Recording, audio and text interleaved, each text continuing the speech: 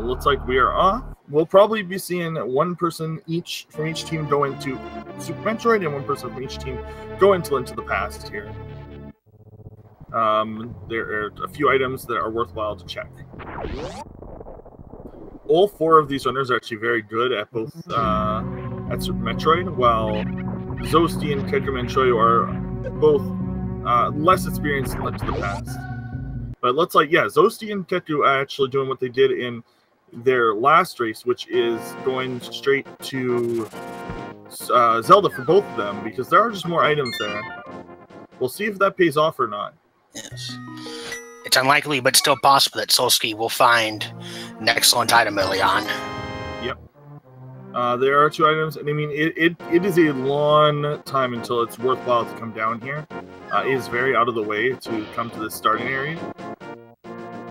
However, for those that don't know, you can hit the reset and you'll return back to your ship. So the climb out will not be as torturous as the climb in for Solski. Only if there's no items. There's a mutate down here, so he may actually tape this and keep it. He may climb back up just to have the extra eating, but we'll see what he decides to do here. I feel he'll probably reset if this other item isn't also nice. And there's a missile to start in Link to the Past. And it is Saros, and it looks like he is going back. It looks like he's going to climb out. He's keeping it. We see 20 rupees as the crab prize. So money should not be an issue. Zoasty checking the lumberjack cave. Not too commonly seen nowadays, but just a piece of heart. Haga could still be required, however, for Dark World access.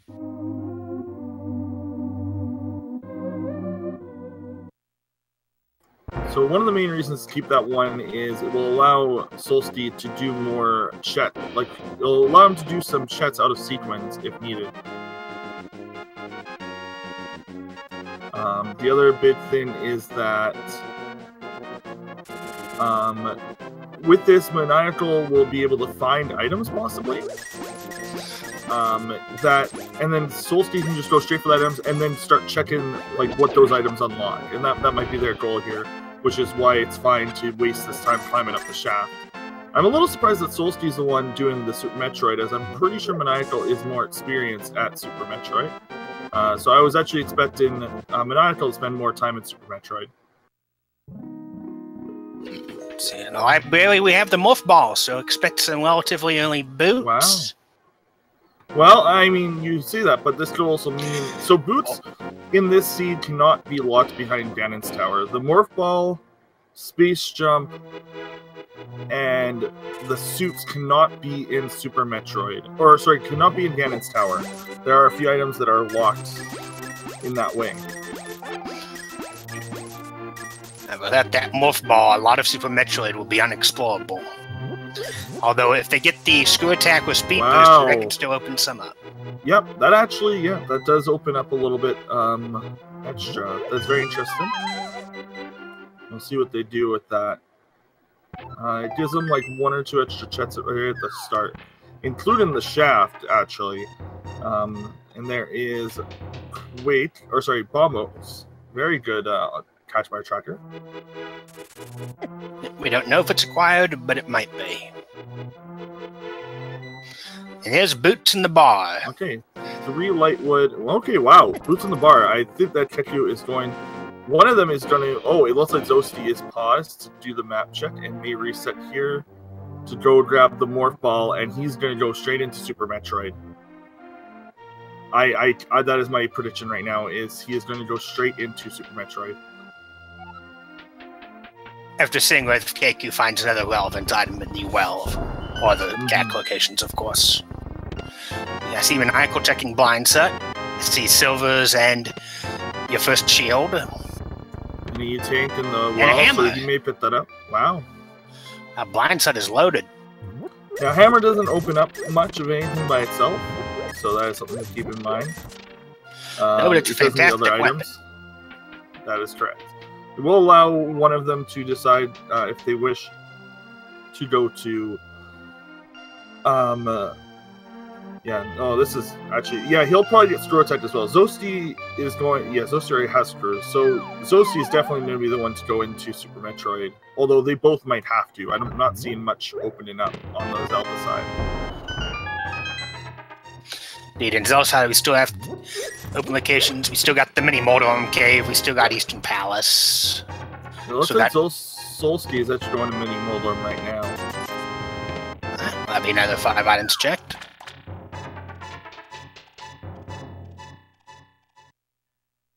I don't believe anyone shot the vendor, but Maniacal will right here. No, it's just a sigil arrow, that's fine.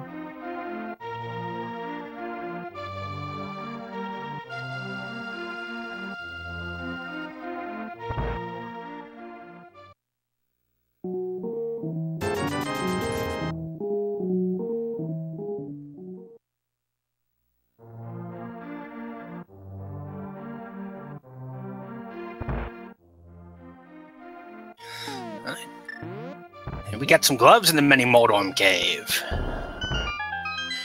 By themselves, they don't open too much. It does put King Zor in the logic, however.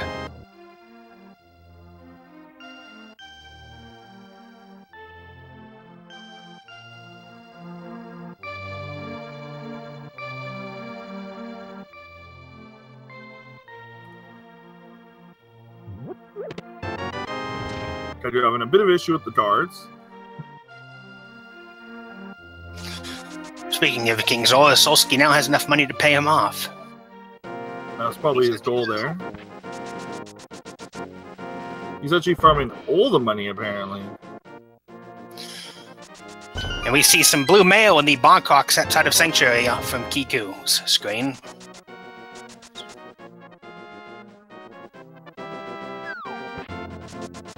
Quite useful.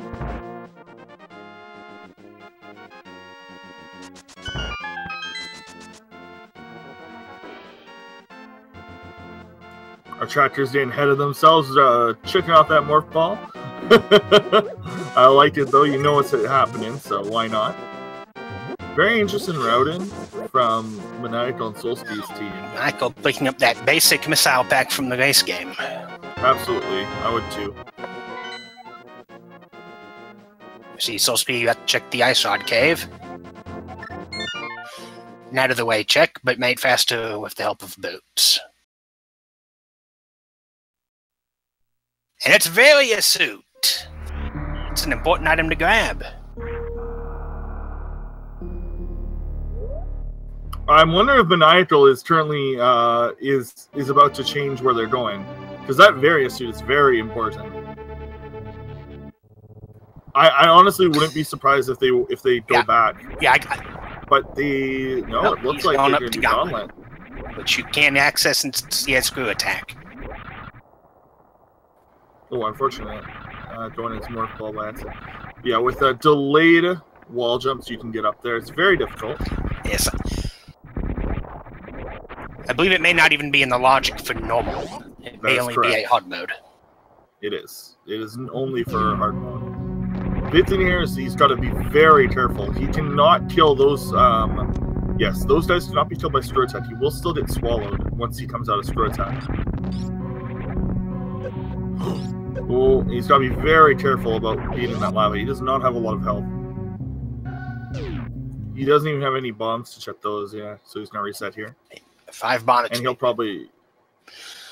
Meanwhile, he'll probably check the other 2 later. So Steve, finding nothing special in vanilla morph bomb spot. Although you do not have to kill the boss there if you don't have morph bombs. That's what triggers it to come to life. Well, it's like Zoast is, with his items, he's going to be able to go and check a lot more. And using Moonfall to basically crash through there. He's going to use Screw Attack here to check this item.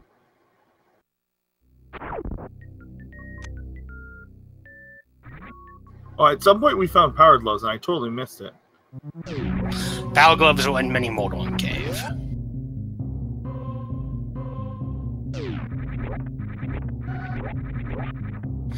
And Keku's side will be getting their Varia Suit knowledge. Now, with enough E-Taints, I don't think Zoasty doesn't even need various suits, but it certainly will be helpful. I do not think that he will be going into Metroid, or sorry, into Ridley without it. There's no point when you know where it is, unless you literally have max health.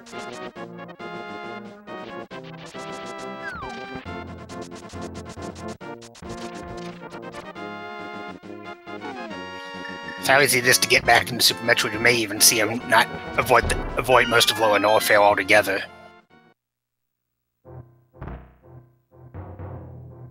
The extra items in Retro Brinstar are not proving to be the best, however. Looks like Keku will be checking the front of Escape.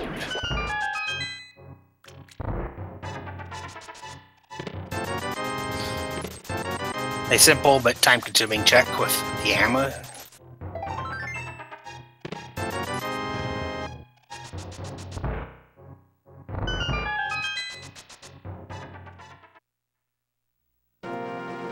It's like, so Zoasty not finding any power bombs, unfortunately. We'll have to climb back up here. But has store attack, so it shouldn't be too difficult. Interesting thing is that there are, if you are like in the frames to do a wall jump, you won't actually have space attack frames, so you will get hit. So you have to kind of time that so that you have damage frames instead of being able to be damaged. And we see Maniacal going ahead and picking up his various suit before he heads into Super Metroid.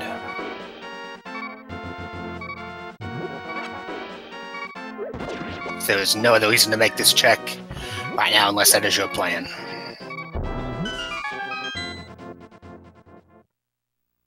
And this various suit to be very helpful to get into norfair through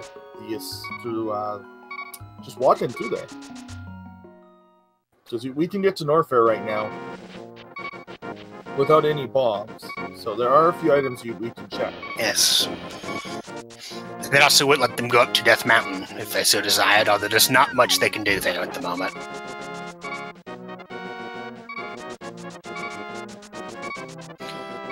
And we see Maniacal performing some minor glitches. The water walk, which will allow him to check this waterfall cave. A sequence break, but it could pay off. And there is Wave Beam, I believe. The palette was a little stripped, so I can't tell if that was Wave or Charge. It looks like either Wave or Spazer to me. It had color in it. I know that. So the items in this game will always be very odd. Zoasty doing something that's very difficult, and opting actually not to finish it. Getting that item there is actually very hard. We'll see. Getting a little bit of... Oh, and there's the flippers. Interesting. Those just you may wish to keep in mind that those are sequence broken flippers. Mm-hmm. Still very important. Just because we aren't playing hard mode doesn't mean that the extra tricks are not helpful. Oh no, absolutely. The mock ball trick is probably the single most helpful hard mode trick you can learn, in my opinion. And once you get decent at it, you can start employing it just for free time saves, not even items. Interesting thing is that they have knowledge of Wave Beam, I believe, now. We got our first bottle over on Zoasty's side. With 8B in it. I can't remember which team has Wave Beam.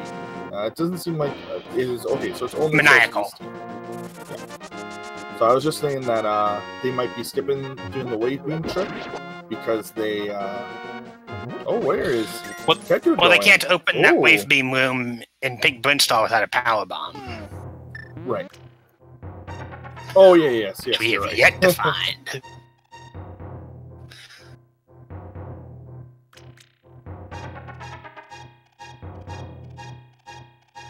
I wonder where Ketu is going, if he's going to check,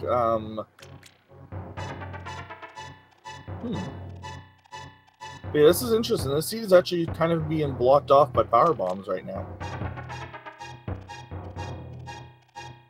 Logically, power bombs can be quite hidden. Looks like we're going to see Zoasty check the top of Red Tower. Yep.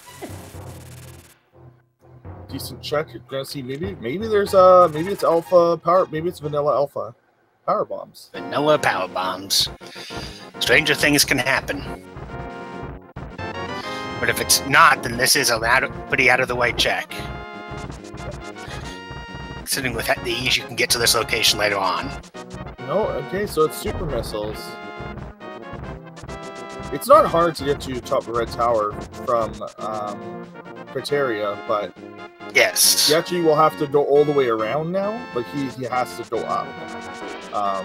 There's nothing else you can check down here, and he is locked out without power bombs. We may take this opportunity to go ahead and grab his various suit. That's correct. That will probably be a decent option. Maniacal has gotten to Death Mountain via method of sequence breaking the Darkroom with the old man. And we see morph ball bombs up on Spectacle Rock Cave. So that is interesting. That might be... Oh, and Maniacal going for a hover here. And he gets it. That yes, just needs a little bit of time. But those power bombs, those regular bombs open up a lot now. Yes, especially with infinite bomb dumps being in logic and going straight into norfair.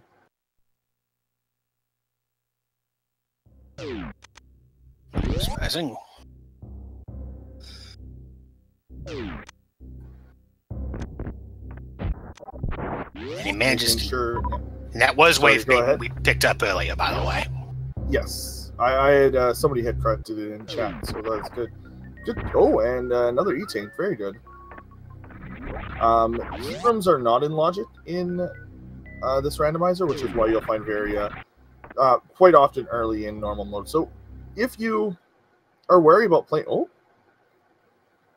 What?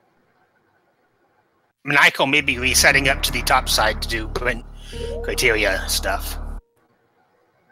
But he'll lose that E-Tank. I guess he doesn't want it. And doesn't want to do...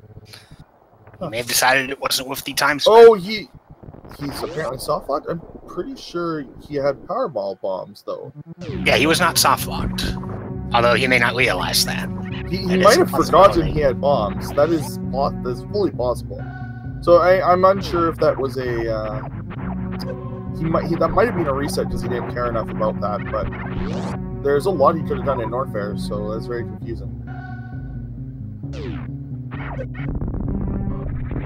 The seed, though, is going to feel very quick. If they find gravity, I mean, honestly, even if they don't, if they find some loot items, this seed could go by very quickly on the Super Metroid side.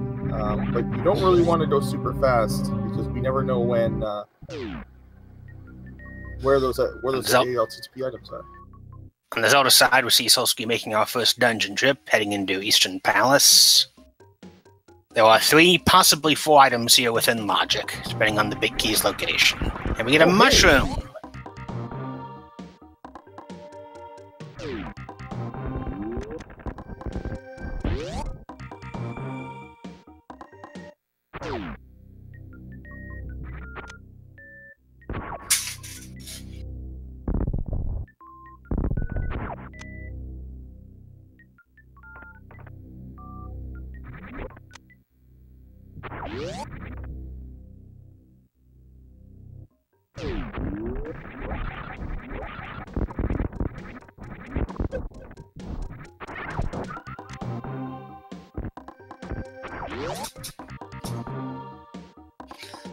Sadly, without the morph ball bombs, Keiki was unable to check the spacer location, which he passed by. It's always unfortunate to orphan an out-of-lay location like that.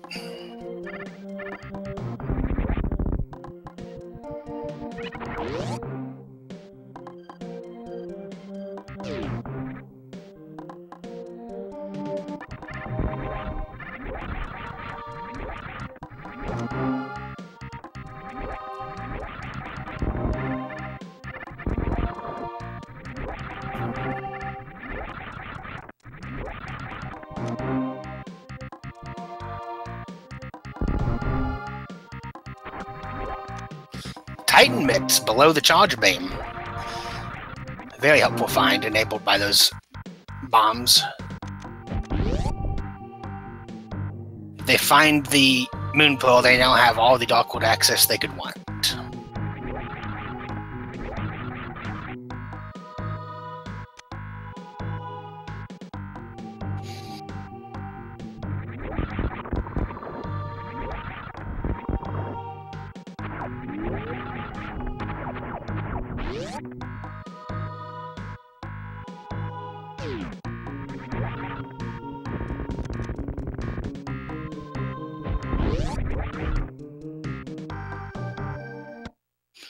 See, Solski taking a Definition Palace, and he's going to do save and quit.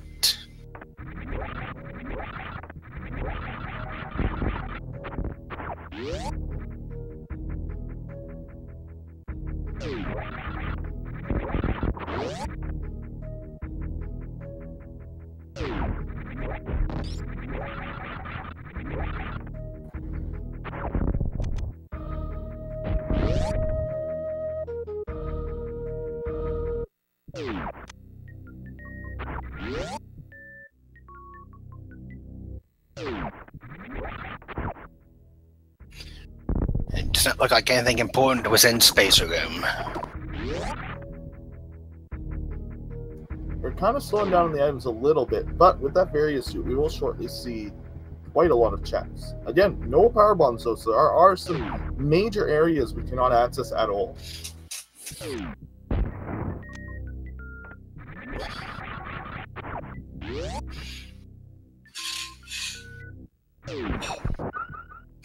Fortunately, with the wave beam, we can see at least some of the items that are blocked by power bombs. So, for instance, Maniacal will be able to know if he has to come back to Crate Slayer or not.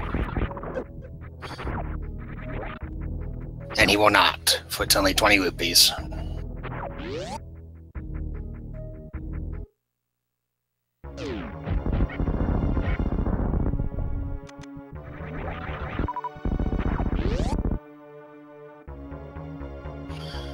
And Geku's team just now learned of the morph bombs. And as one would expect, he's immediately grabbing them.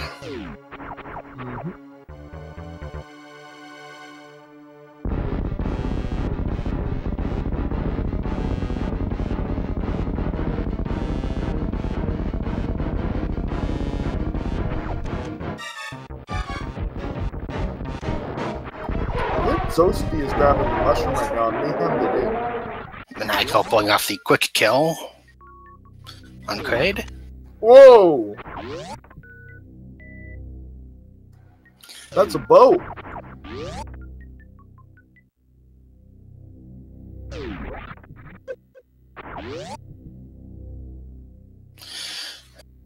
Excellent prize, indeed.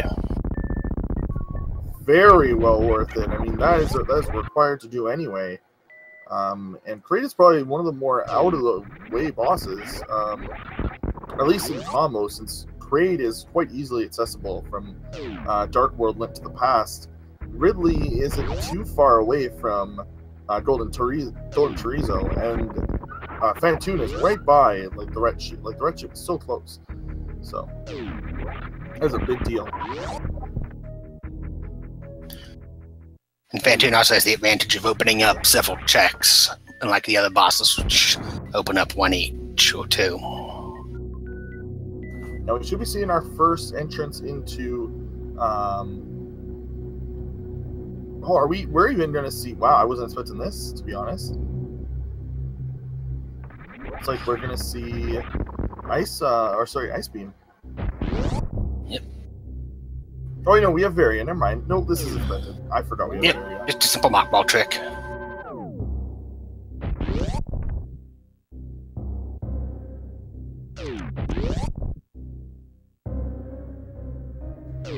Finishing both games is the goal. Yes, and it's the team that has both players finish. It's not. Correct.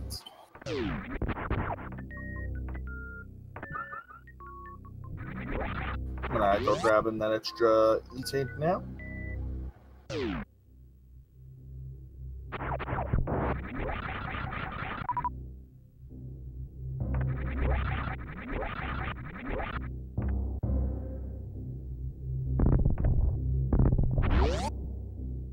I don't think Maniacal knows that you can use a regular bomb in that room.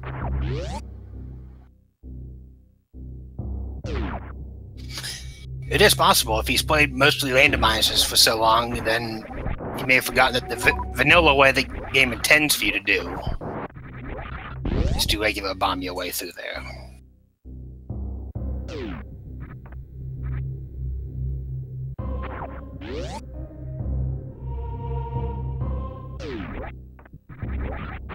And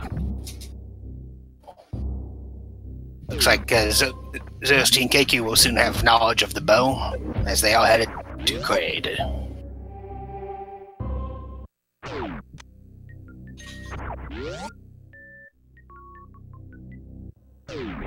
However, Keku cannot check what's in that powerbomb locked spot.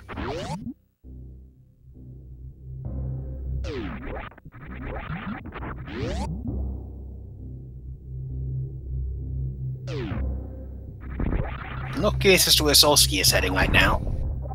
Keku is going to get the information on the bow right away, and that's going to be a pretty big deal. Although they've both already gone into the palace, so it looks like Solski's going to go get his bombs. Now I'm curious as to where the flute or the lamp is to put morph ball bombs into logic. We're going to see a bomb jump here. Get through. Well, morph ball bombs are in the Spectral Rock Cave. You see, you just have to get there from norfair. Oh, that is correct. You're right. There's no power bomb requirement for there, so that's a good point. That is why this randomizer is so neat. There's so many little And our mushroom check is an energy tank. It's not bad. And he is choosing to keep it. If this was a hard mode seed, these would be significantly more important. As hard mode E-tates become part of the logic, but in this, various is required for all the heated rooms. Yes, although by turning in that mushroom, he now won't. If he finds the Cane of Samaria, will not have the opportunity to do a fake powder check.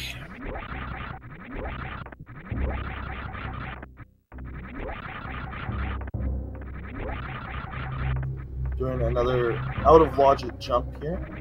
Logically, right now, he has wave beam, so you can just go the normal way. Oh no, we don't have power bombs, so yeah, he has to make this jump for this to matter.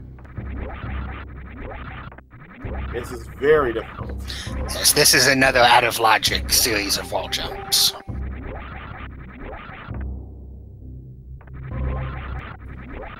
That was an arrows upgrade. He makes it. There he goes.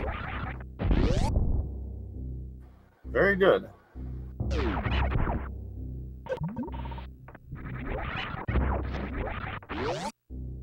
Maybe I'll check speed booster, the 2 items located there.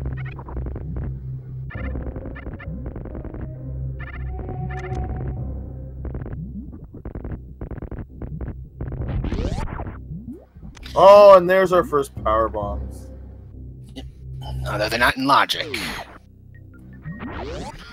It's interesting, although he probably really doesn't care. He's just happy to see them. No.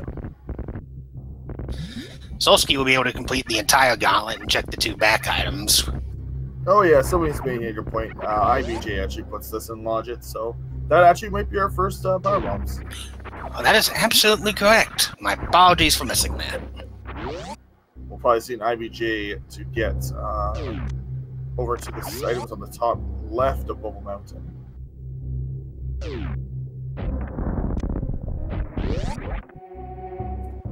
Solski checking the rest of this here.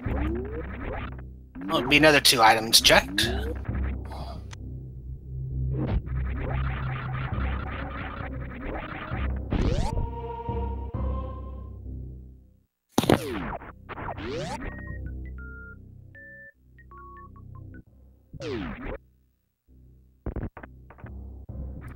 Oh, the magic cape. Alright. Since we 99.9% chance don't need Aghanim, that will only open up the bumper cave check. The only way we could possibly need Aghanim is if Moonpool is on the pyramid. I mean, it can happen. Other things could be on the pyramid too. Gravity suit. Yes. Well, we have everything else we need for Dark World access. Oh, Maniacal tried, but it looks like guys gonna have to bomb jump.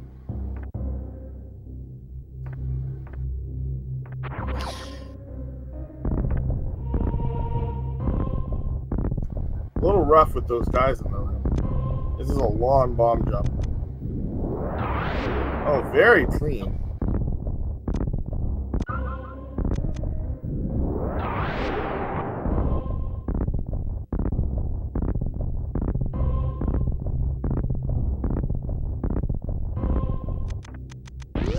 Very good bomb jumps.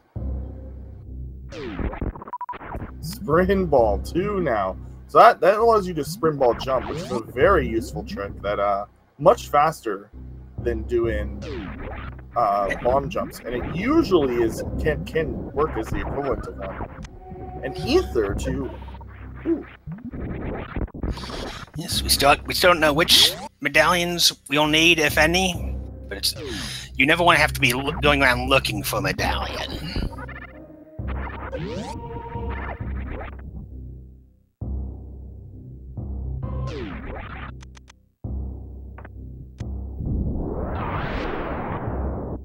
I wonder if we're gonna see. Oh, we don't have a lot of missiles. We might see. Yeah, looks like we are. Never mind. We are gonna see some Kekumanshoyu. Yes, 28 supers is more than sufficient for Kekumanshoyu, if he so chooses. Plus he has 45 regulars. I find that regulars are very useless. Only move them back one step. Very difficult to do him. Looks like he is saving just to be sure, which is a good idea.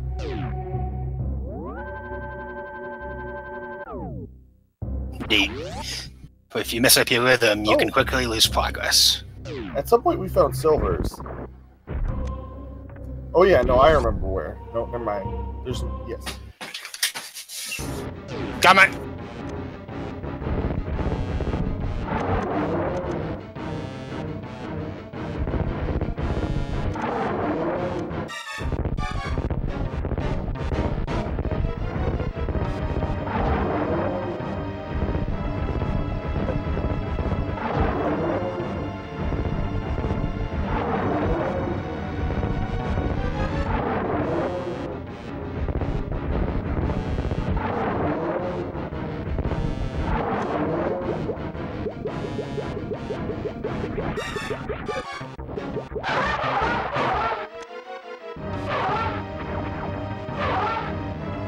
And the clock is down.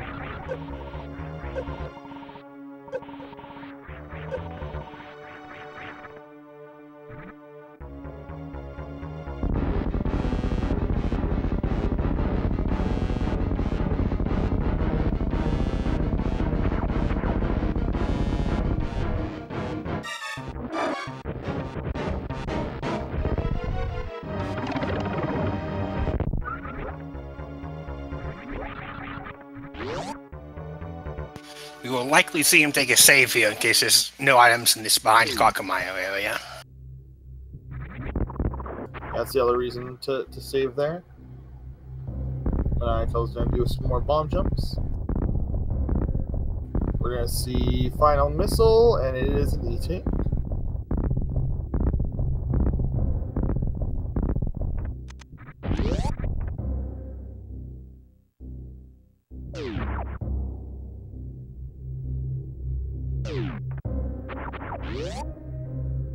Still no Moon Pearl.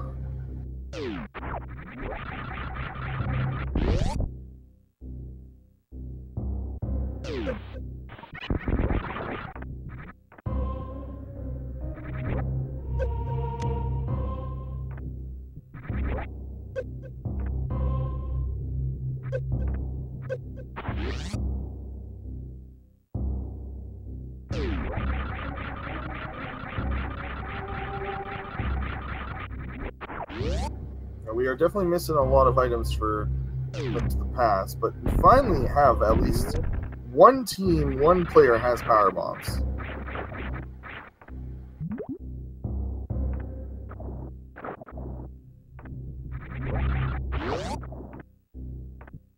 You gotta be careful about in that water. It is very difficult to get out of. And we are gonna see grapple hook is.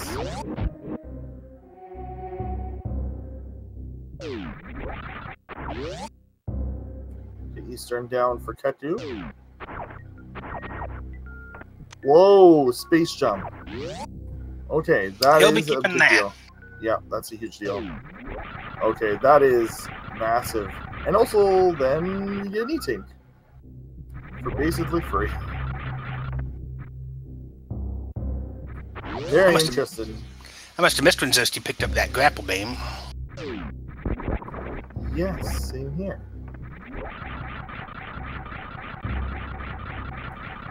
Now both teams have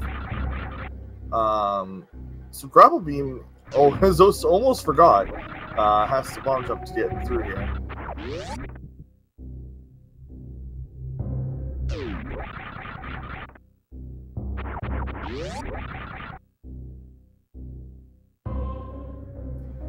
Seeing the bottle hand in here.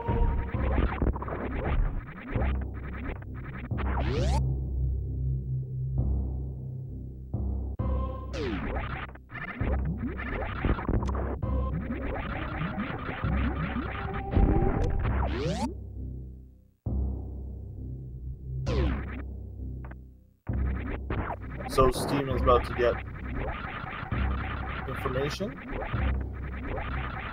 This is a very hard jump to do without high jump boots. Realizing that's just better to do this jump.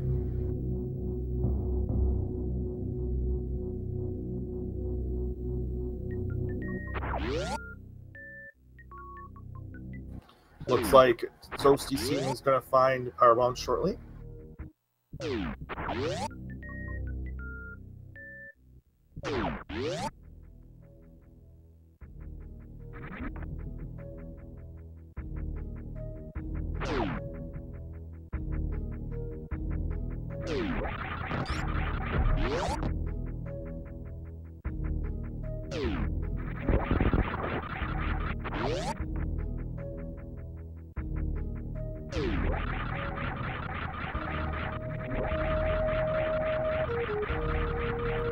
Making his way up the tower.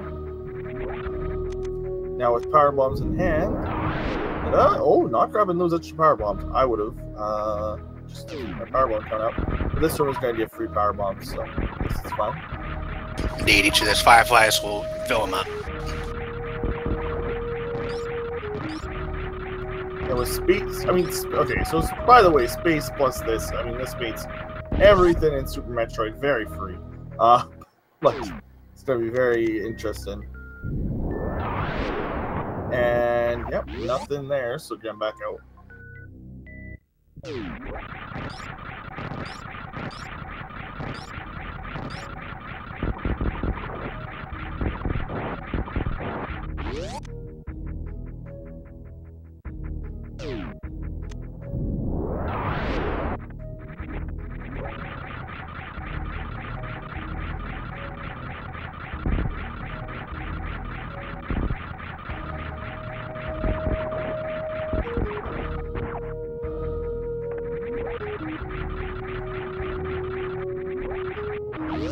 Okay, and we're seeing all four players in Super Metroid for a very good reason.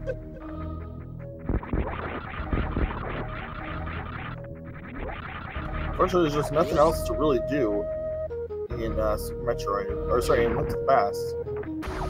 I don't think we saw anyone check Agnes Cave, but that is a single. Did. Somebody did. Did? Okay. Yeah. In that case, yeah, there's nothing left to do there. Grabbing supers, because we still don't have charge, so ammo is very important until we find charge.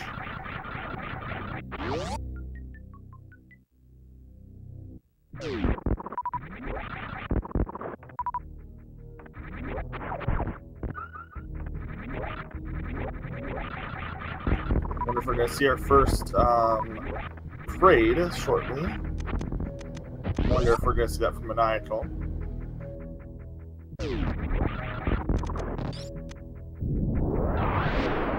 Bomb jumping up. I believe you mean our first Phantom. Yes, that is what I meant.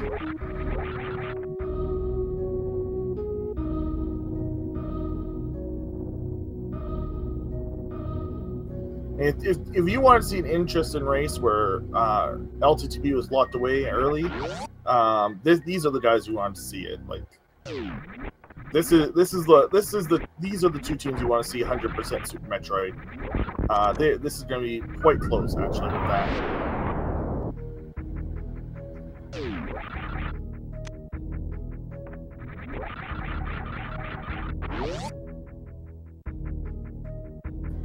Playing swing. Wow, the leg there was atrocious. Zoasty wasted time until Croco is down.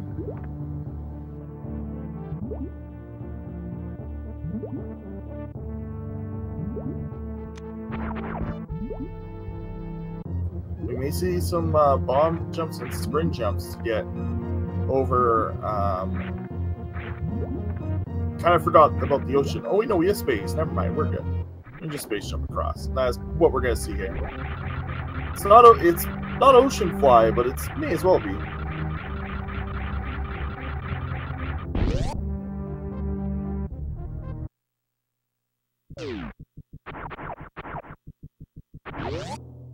I really don't know where they found grappling hook, but it is making their life easier.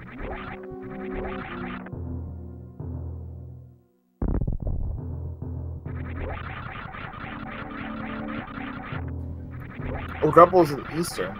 Oh, okay.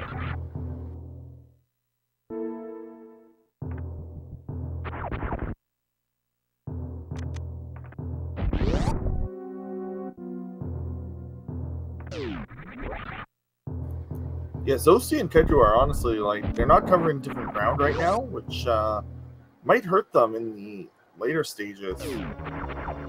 They're both in Norfair right now, and there's not much that they can split apart and do, unless one of them plans to go to lower Norfair right now.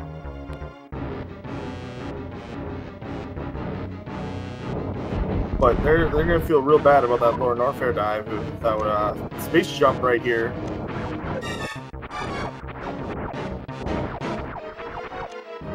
And Keku is probably gonna go straight there.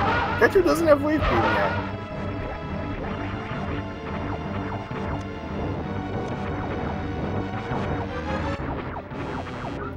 Doing the very difficult wave gate glitch.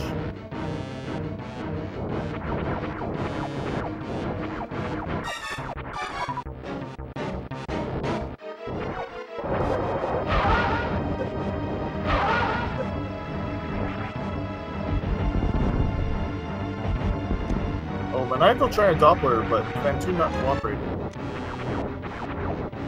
Solski picks up a second power bomb patch in the Edikun area.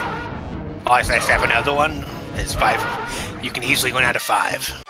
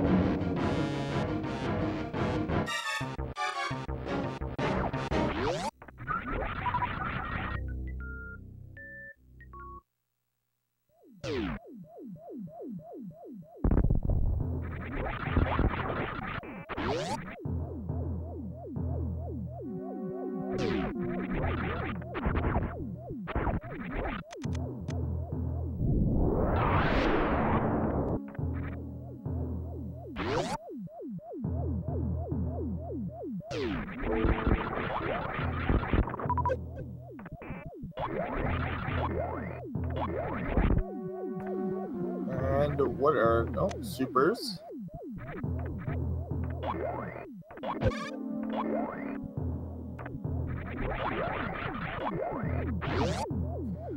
Okay, and we're gonna see Ketu grab his space jump.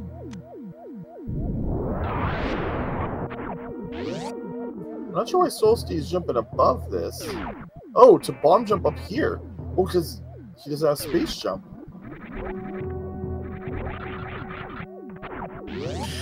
Has Solski picked up space jump yet? He does not, no. Or he has not, no. I mean, he knows where it is, but he hasn't picked up. This is a long bomb jump to do.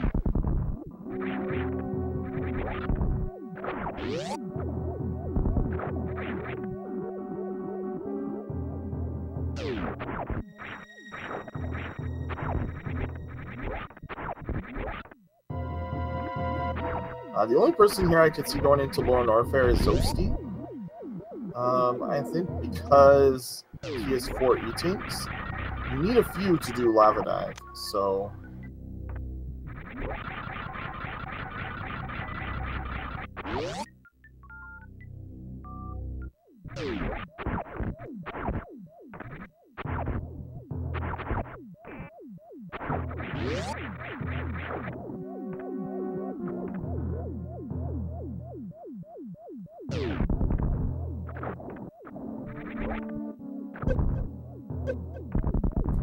I'll be careful in this area. These crushers deal a lot of damage.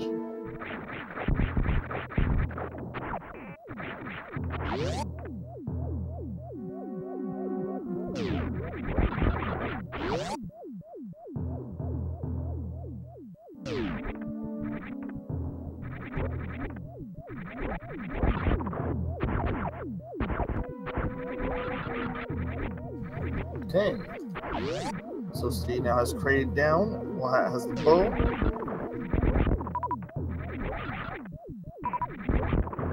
It's supposed to be going straight to next ship without going down to pick up his space jump first.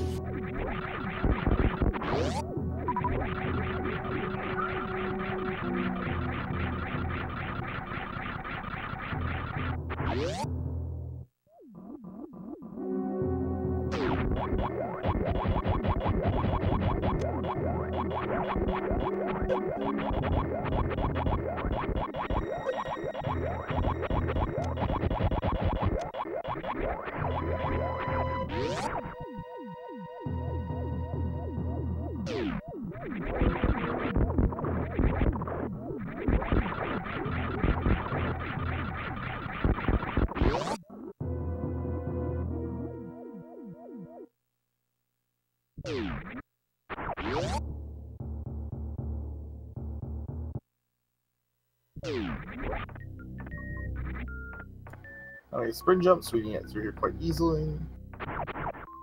Just bombs.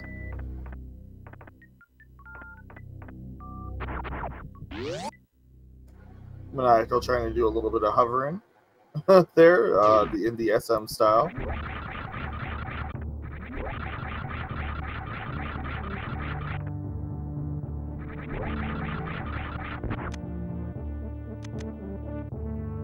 The moon pearl up there.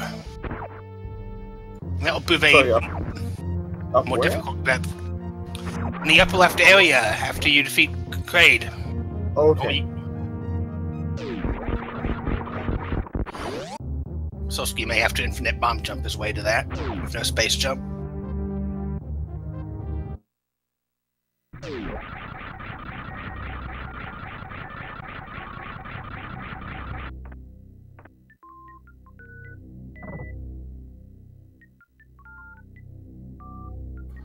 So yeah, locked behind Fantoon. Definitely definitely an infinite bomb jump seed, since power bombs were locked behind IBJ.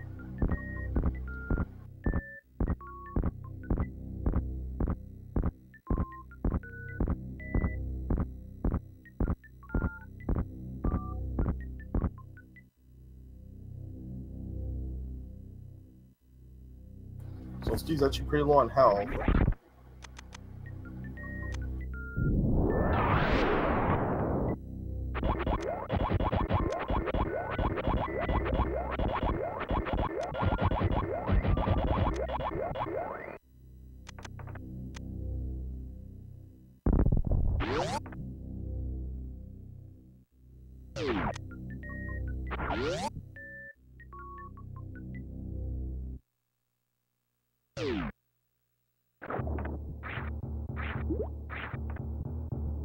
How to walk through the water is unfortunately very slow.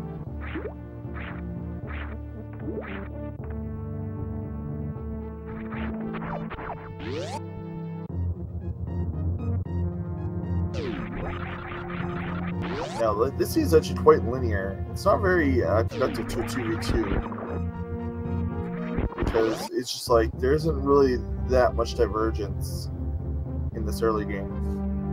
Once we find gravity, maybe, but we're kind of locked out of the rest of SM. With this moon polar, they can split up a lot of the dark world.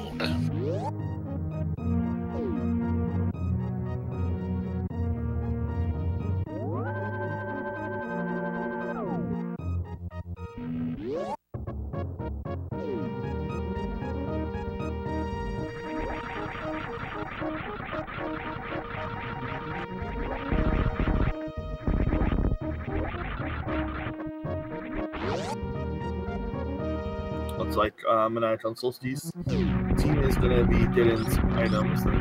Oh, yeah, it looks like, yeah, so it looks like Solski is going to do the vanilla way, which is to move these guys in the sky around by looking at them. Because they only move when they're on the screen.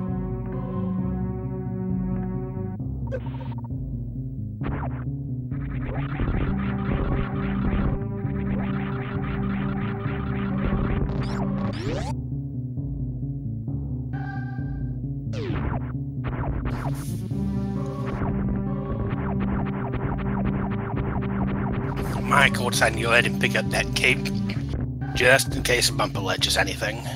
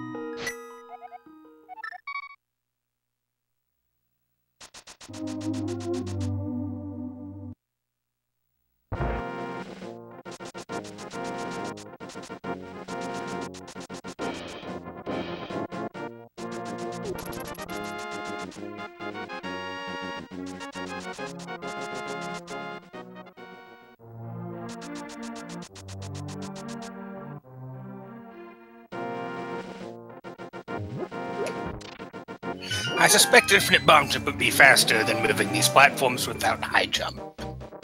I'm not sure. Well, I think if you had high jump, the platforms would be faster to move. The big thing here, though, is like getting the item while infinite bomb jumping it would be quite difficult.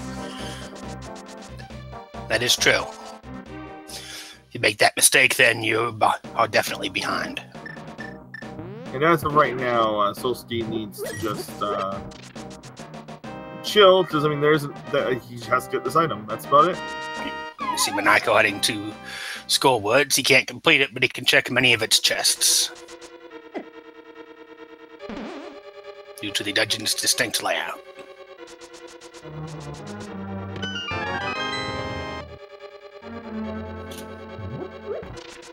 Isn't Flippers above?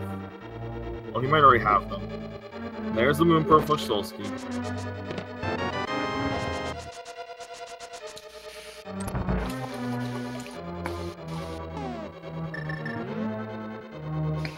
Solski, remember that there's a much better way to escape this item or this area.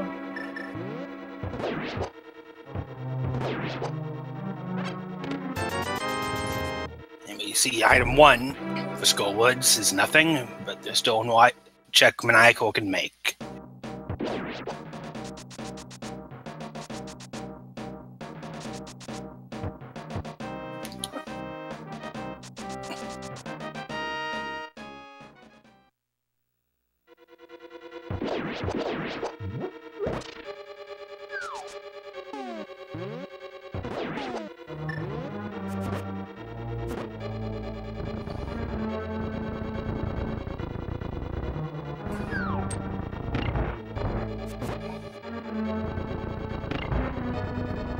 wonder if we're gonna see... We don't have mirror. I'm very curious what we're going to end up seeing. But we do have space jump for both players on the right. I would will soon find Moon Pearl. I would expect to see Solski head to the southern part of Death World, of Dark World, after buying some bombs. While Maniacal takes care of the western side of Thieves Town and the Village of Outcasts.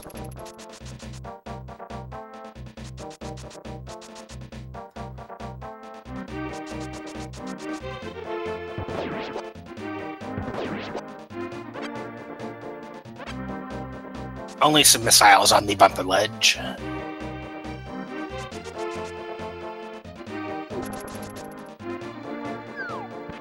We saw Keku do the Spore Spawn skip.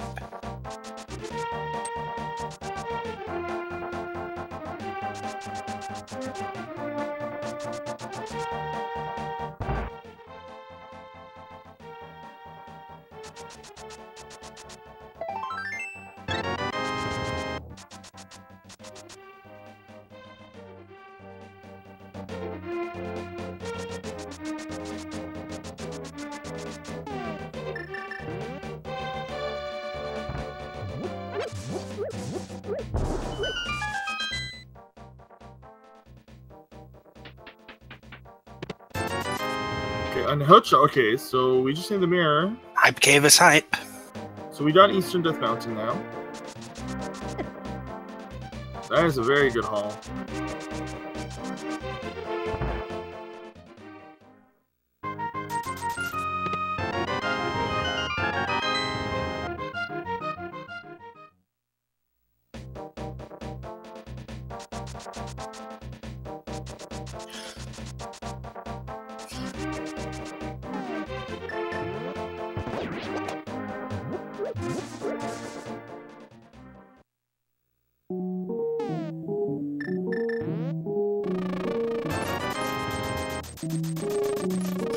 Michael making the play to pick up the light potion, most likely to aid in his battle against Blind, as Hammer Blind is not the easiest of fights.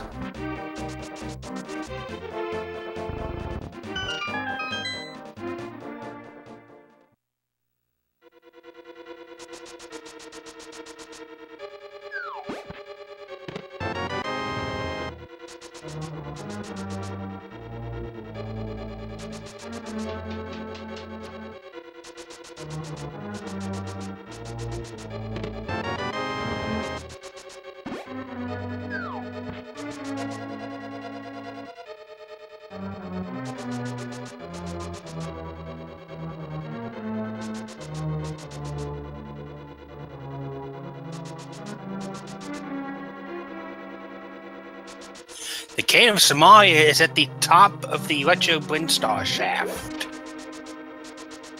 And they will need that for Total Lock.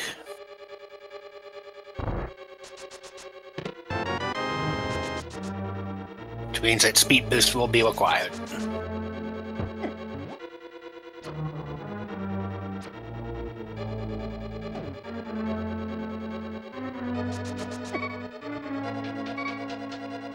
Maniacal better be careful as he goes through this Thieves Town.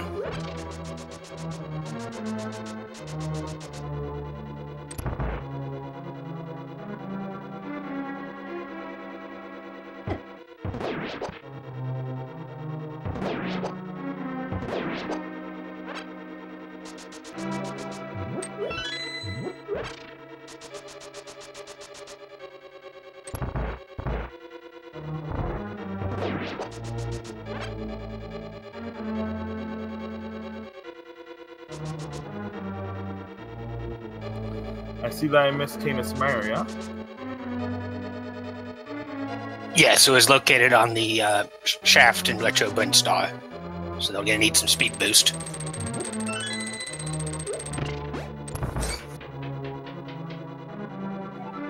I don't think that, oh, they do have Moon Pearl now, okay.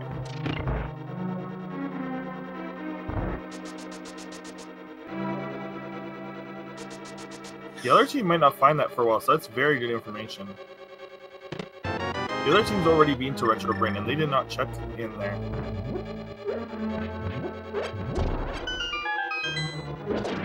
Unless I missed that as well. I believe you are correct. They did everything else. Like they did. However, Solski has found the speed booster. Yes.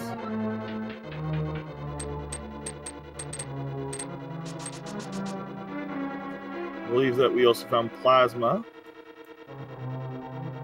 And that looked like an item on the cliff there, but I couldn't tell what it was. I think it was just a missile pack. Oh, okay. I thought it looked like a... Oddly, it looked like cane for a second, and I tried to rack my brain on what it could have been. Yeah, plasma is really big. So we have wave and plasma already. And X-rays. We can actually X-ray some bosses if we get charged, and we can X-ray a few bosses without. If we find charge, that makes all the bosses in Super Metroid extremely silly easy. And there's Ice Rod, which is a required item.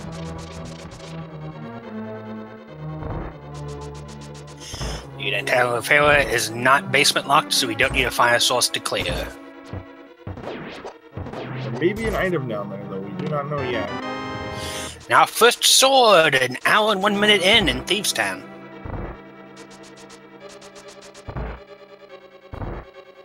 Pretty surprising considering we are playing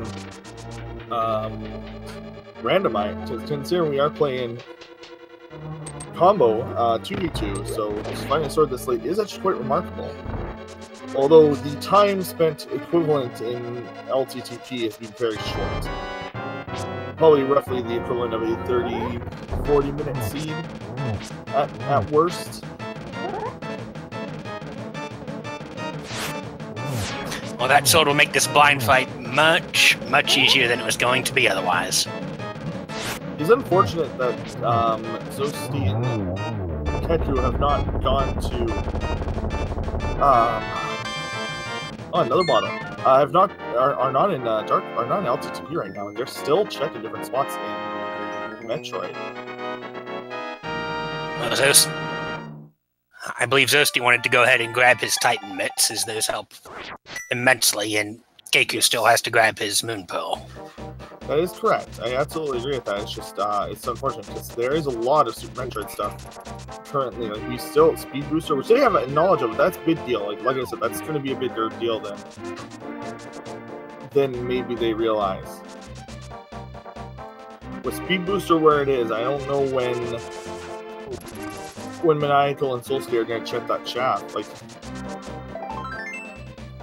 hilariously enough, they may come to a point where they have every item needed to beat Super Metroid and almost every item for Link to the Past. They may actually do escape and then check that item spot, and then they'll be unhappy. That's my prediction right now. They will find Canis Maria after killing Mother Brain. Well, that's going to be interesting for our viewers. Doing a little bit more digging for a little bit more money. May as well while you have the free rod. But I think once you pick up the item, yeah, I don't think you can get dropped. Advisors stop showing up. Gravity suit in the Spiral Cave. Okay, well that is Super Metroid is quote-unquote completable. Although without charge, they will not be completing it yet. They will most likely be holding off and doing as much LTTP for now as possible. That is generally the plan. You want to, in theory, complete the entirety of LTTP before going into Super Metroid again. Yes, as long as there's two divergent paths they can take and Link to the Past, there's no good reason to go into Meridia.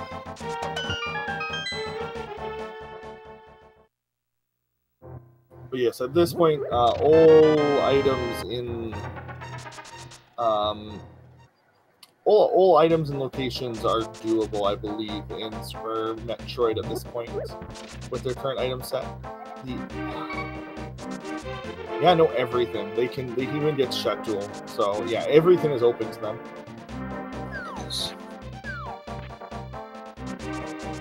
And honestly, they're not that far away from having all the other game open. And they each have both, they each have one medallion, and Solski has the first one. Unfortunately, you will not be finding that game for a while. And Bombos is the only medallion we know we need, since Maya is a pendant dungeon. Right. And although we also may need the Bombos for Ice Palace.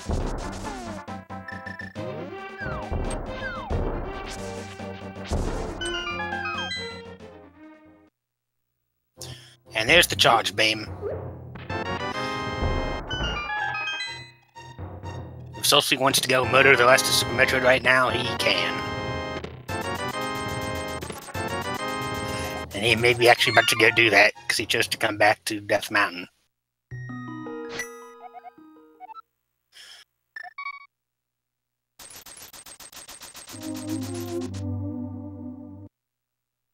Like I said, I did mean it when I said quote-unquote completable.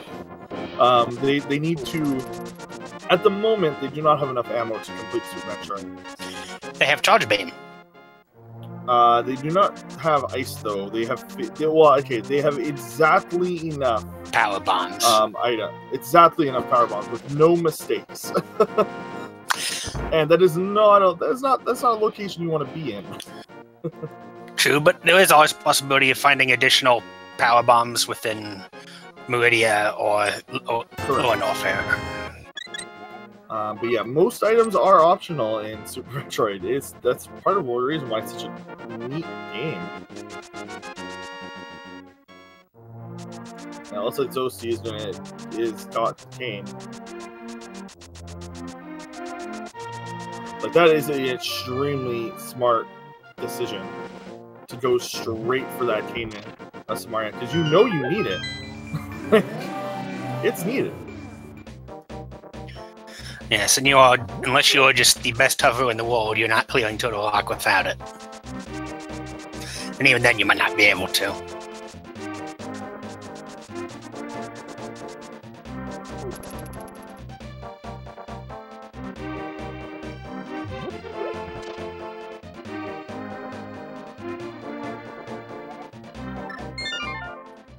Oh no! Solski got the stand-up glitch for Kraid. Oh well. I mean, if you have the graphics, you'd almost think the developers intended for this to be the way you find it. Almost.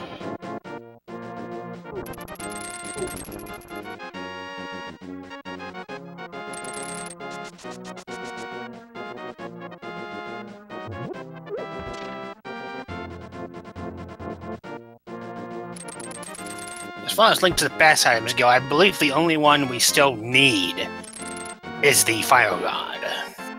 And I guess a Master Sword for Ganon.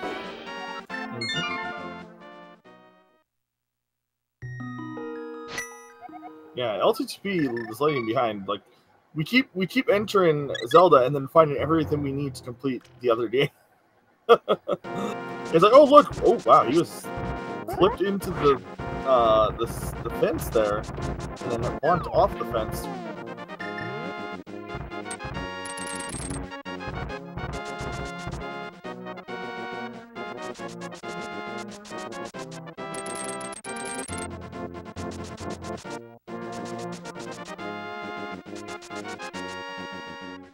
And Solski is not heading to that space jump.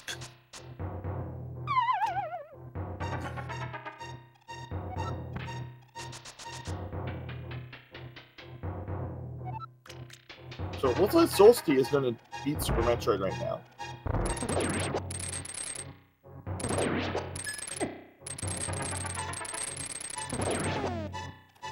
Or at least clear to the Torian. Yeah, I don't know, like, see, I just don't know when. The only way I see them checking that, the shaft. Oh, sword. So we now have, yeah, 2 swords. Very good. Down to just a Fire Rod. Well, we see Spazer, but no one wants it. Nope, not with Plasma Wave charge. Plasma Wave charge is everything you need and more. If there's ice, I'd see them picking it up.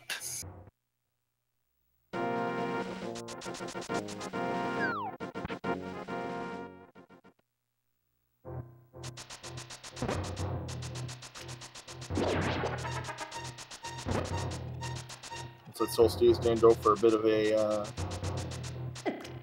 Oh, doesn't get it, so he's going to have to do this slow. Oh. I thought he was just going to watch him. There's grab. Now he wants to do his maneuver.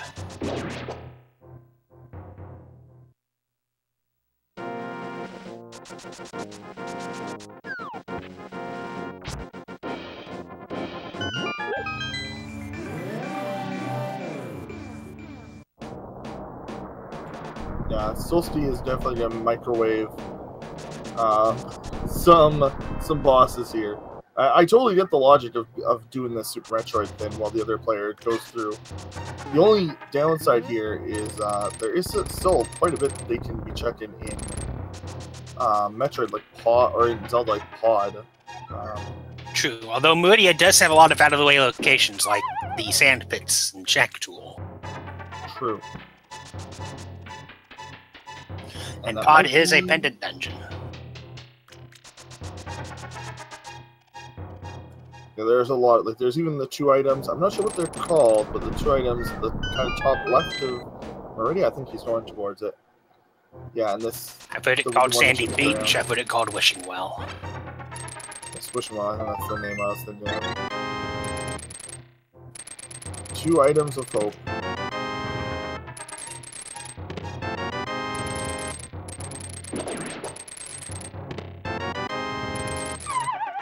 And there's Fire Rod. So that's everything we technically need to complete the entire game. He is... Yeah. Their team is technically in go mode. Yes, that's actually a very big deal. Although I imagine they'll want the lamp for that Turtle Rock place. Lamp in Turtle Rock is actually extremely unneeded. The lamp lit. The way to beat that area is literally hold down until it's hold down right, and then to hold right then down. It's literally just 3 buttons, and you have tons of visual signals. So I do not think any of these runners will need lamp at all.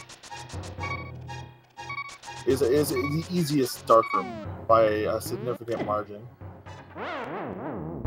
Honestly, I'm not 100% sure why he's checking. I guess for ice. Checking for ice is actually still worth the time spent. Most likely. It's also possible he may want a 3rd sword.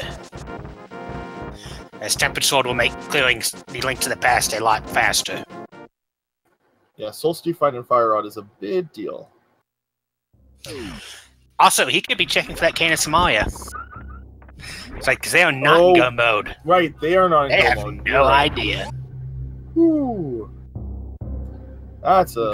If that's leading him down into these sand pits and Shack Tool, that could be costly indeed. Reset it, no item there.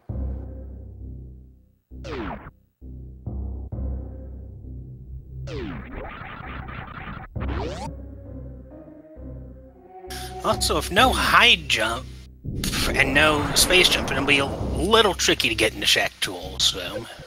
Although it is doable.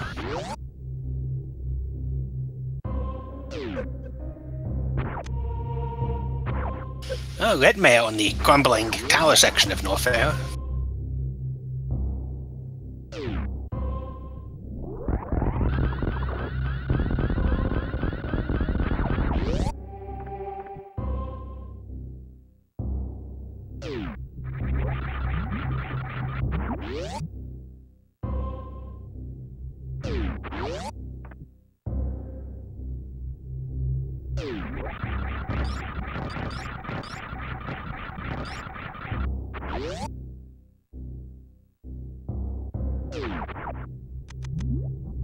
And he's going to reset.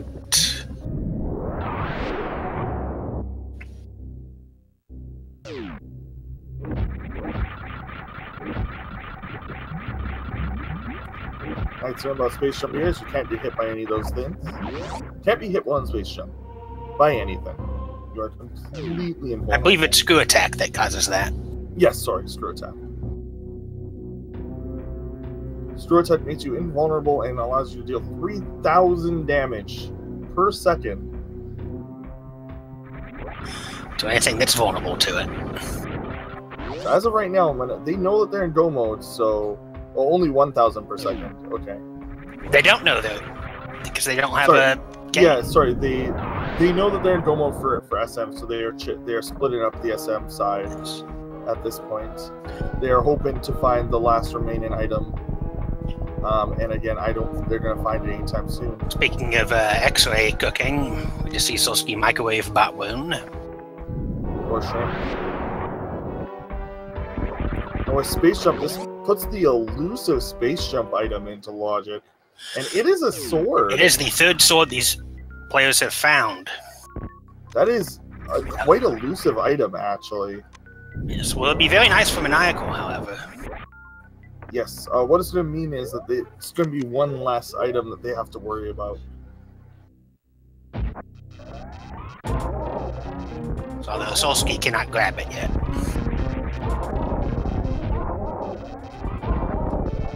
Oh yeah, Solski does not have space jump. Solski may be opted to never get that. Given his choice to do all of Meridia before grabbing it, I agree with you.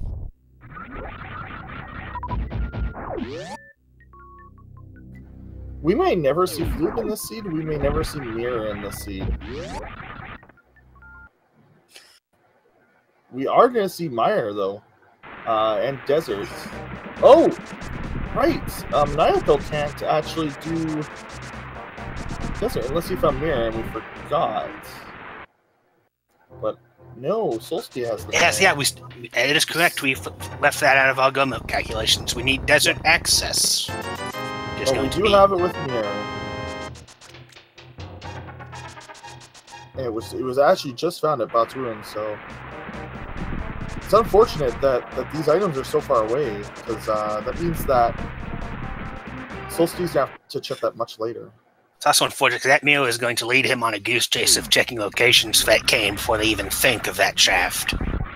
Well, again, I think they'll see the shaft earlier because of the way that they're doing this, because they're doing SM now. It's really a matter of when Ketu and Zoasty start deciding to do some SM. They may opt to leave it for a while, because there are still a lot of checks to do. And Solski has 5 Sits Crystal.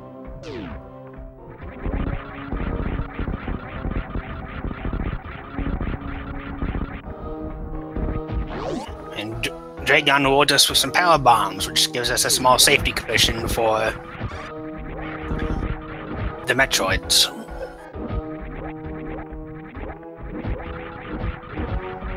I just like to point out we don't have any power, we don't have high jump boots yet.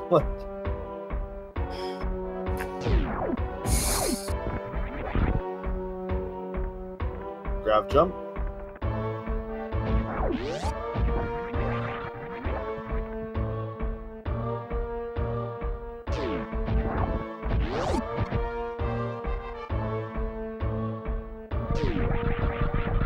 Solski is having a somewhat difficult time through here.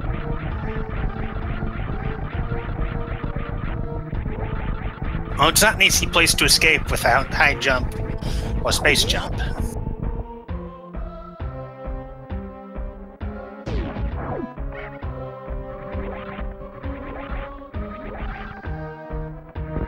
KQ getting a blue bottle by tossing an empty one into the ferry. The two ferry item toss spots will give you a random bottle item if you toss a bottle into them. And by random, I mean just randomized per seed. So that the pyramid ferry will always give a blue potion.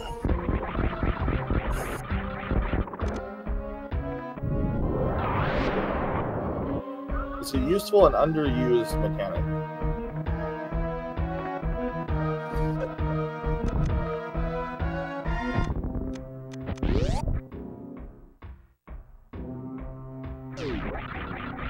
Very good use of mechanics by Solski to get through that room faster.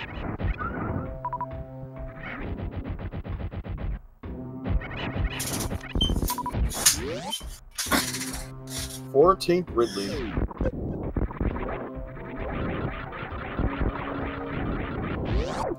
bailed out by power bombs, being Ridley power bombs.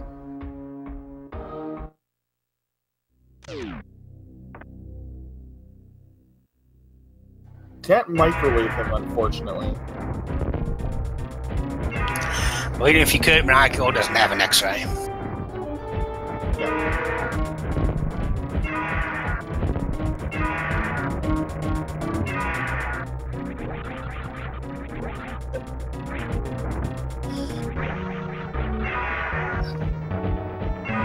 Looks like Solski is going to check Pendant Swamp. Looking for that cane. Okay, that was a really funny position he got caught in.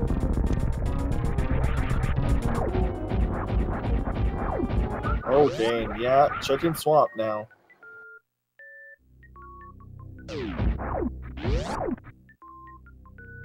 We'd like to point out, in SM, both teams are sorry, in Link to the Past, both teams... Wow, that is Tetsu's first sword.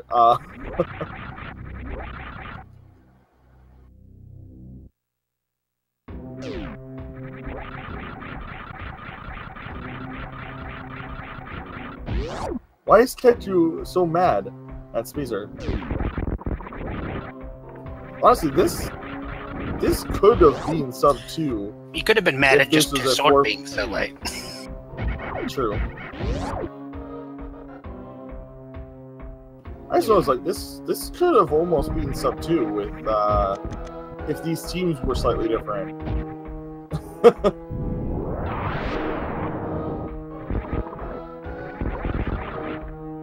If you paired Solski with zoasty in this would have easily been a sub 2 seed, I think. It'd be tight because there's still a lot of dungeons to complete. Right, I'm just saying, like, with their knowledge combined, it finishes the game. Because zoasty was the one to find Shaft Samaria.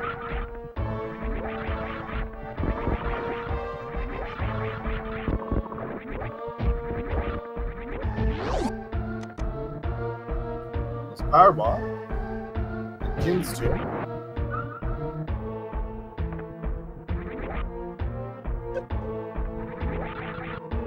There's the lamp. Oh man, okay.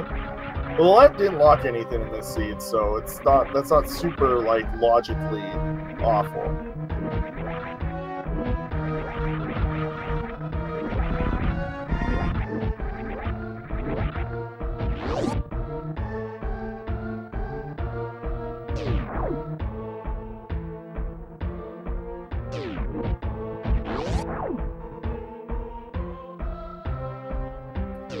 For those of you who are new to this tournament, co-op allows runners to view their partner's stream, discuss in text chat. It allows runners to take shared notes using things like Google Documents. In fact, runners are even able to use networked trackers if they please to know what the other player has.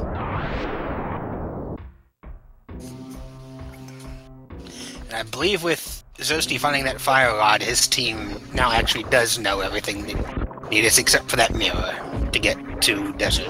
Oh, zoasty was in Wishing Well? Or Ketu was in Wishing Well. You meant Ketu, okay. Yes, that is a... Yes, they need the mirror, and they'll find that shortly. The mirror is needed to access Desert Palace. So, Ketu's team is going to be the first one in no mode.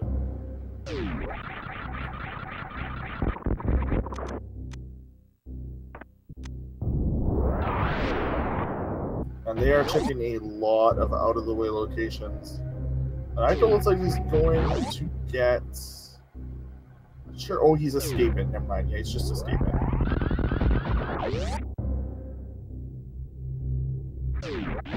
Whoa! Okay, that was really cool. I've never seen that jump there, where you keep spin jump.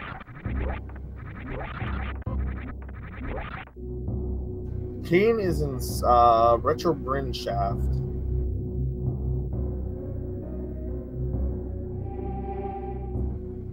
Oh.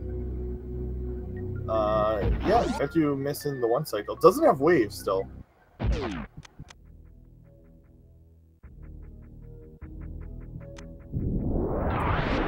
One of the SM entrances lead to Mire, but you still need the mirror.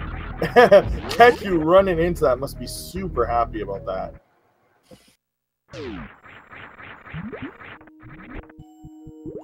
Zoasty and Ketu must know that they are in go mode at this point.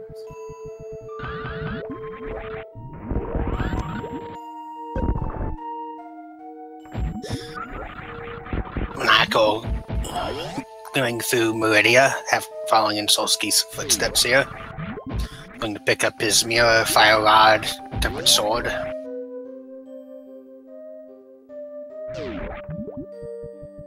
Then perhaps he'll go and kill Mother Brain and discover that precious, precious red cane.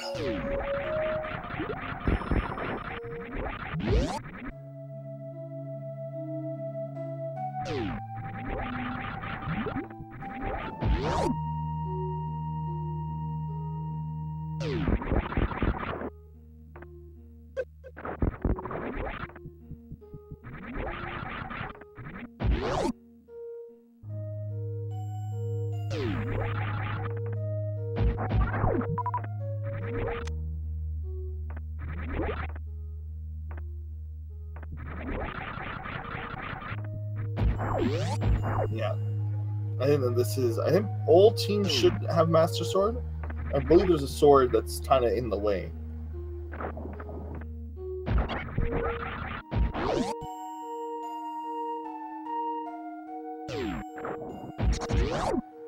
Looks like Zoasty is going to get his gravity suit here. Because the last two items he needs are gravity locked.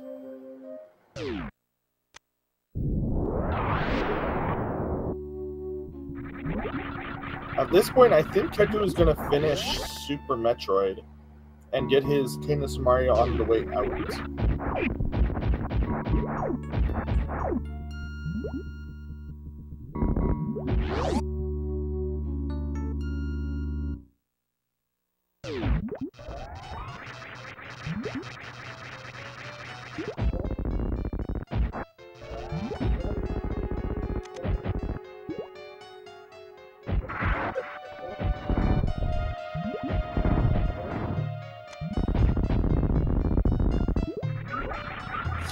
Solski opting for menu strats on August.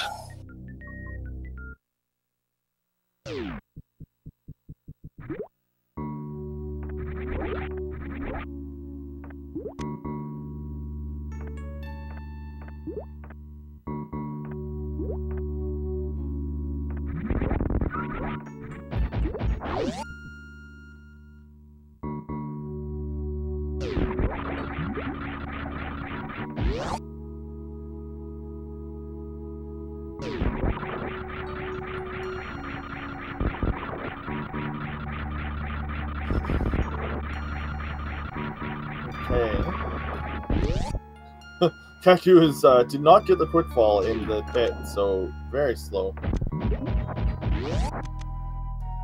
Oh, wait, why is Ketu still checking items? Oh, because he's just on his way out, okay. Oh no, he's not, right? No, he's heading toward Shack Tool. But why? It's possible they'll combine notes if miscommunicated an item's location. Perhaps they really want ice? Like maybe he's just checking ice because they have the time? Because it's both players finish. It's first team to finish, not average time. So you don't need to rush if the other player's still getting items. Unless they they have two swords amongst each other. I'm not sure. And we see Ice in K45. No, it's very good actually for Maniacal and Solski's team. Ice is going to speed up Mother Brain significantly. So that is the last item that we have really any reason to care about. Although I suppose a flute would make getting to Or book would make speed up getting back to desert, instead of having to go through lower norfair. Alucard asked him to kill Shatul. "You can't kill our pet. That's very rude."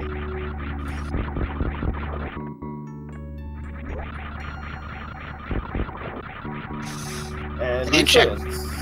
So Shatul only had a big 20 on him.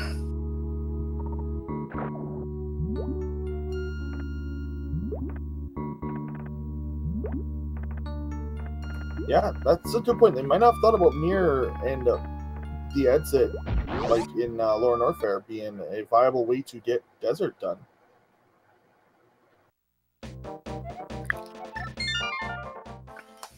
Okay, that was a really cool jump.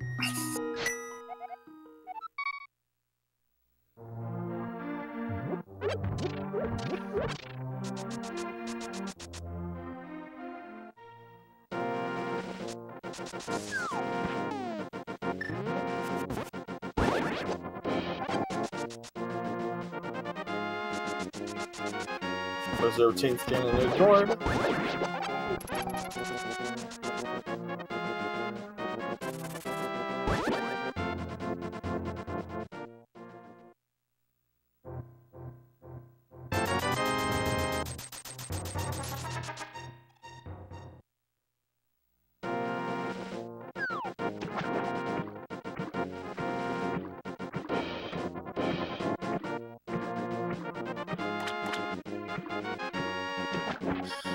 Maniacal making the play to... Oh, maybe not. It's probably just going to get some magic from the stun prize and then go to Ice Palace.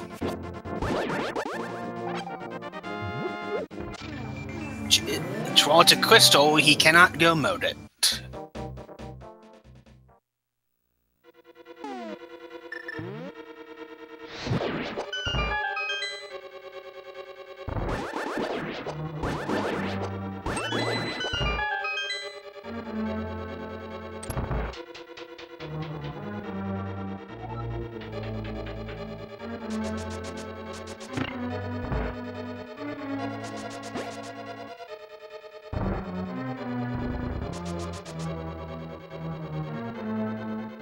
I sort of bit it. Zoasty never picked up his plasma beam.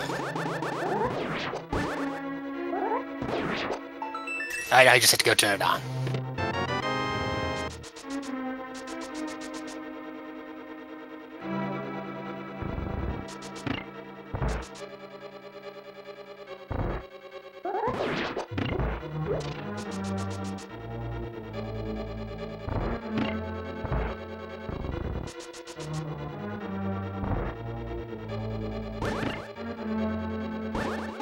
With that mirror, Zoasty is the first player to personally have all the items they need to complete both games. Which player? Zoasty? Zoasty. Oh, yes. Yeah. Whether he knows it or not, I'm actually unsure at this moment or not. Well, either way, he has to kill Dragon, so... We'll see if he leaves through that exit. Spectre did not.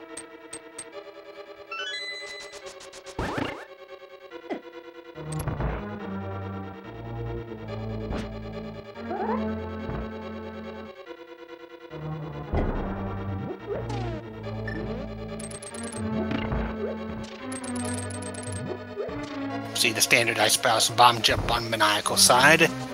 Makes this dungeon pretty free. Yeah. Red King is in Speed Shaft. That is correct. Teams Bootsless Suitless did not check it at any point yet. Their most optimal time to check it will be... but they didn't have power bombs when they were in the last time they were down there. The way that they checked Billy Mays with a screw. And there's Maniacal is Golden Sword at this now.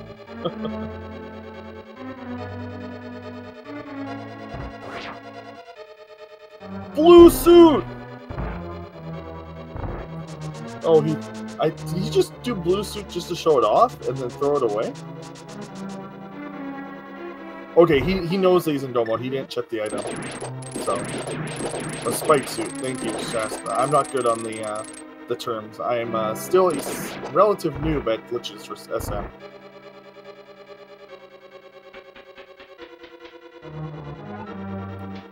Oh, it's still active. Okay, I don't know much about this game.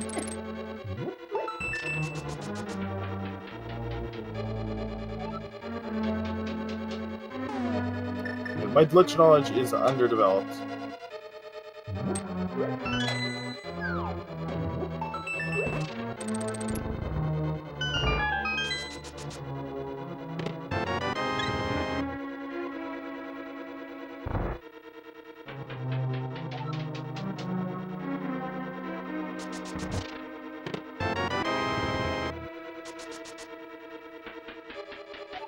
It's like they're opting to beat Super Metroid first. There is his second sword. Oh no!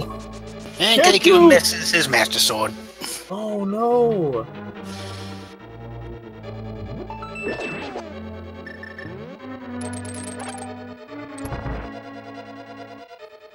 Keku will hopefully grab Wave on the way. They also don't have ice. They will never find ice. It's highly unlikely they find ice unless they really don't know about that Mirror to Desert trick.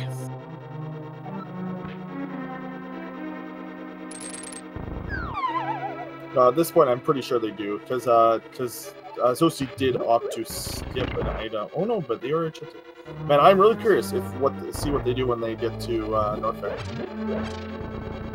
Solski using the speed there to get through as quickly as possible. Very good.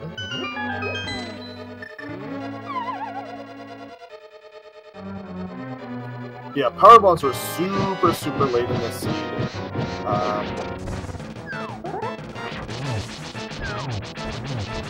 They just never had them. And Keku does indeed realize he has a mirror. Well, I mean, I know he has a mirror. I'm just not sure if this is pretty much the only time they have access to desert. By the way, very interestingly enough.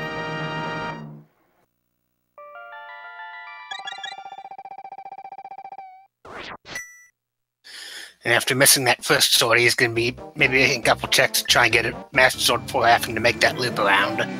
Right, like that's pretty costly. He should find the one in ice though if he's gonna check items.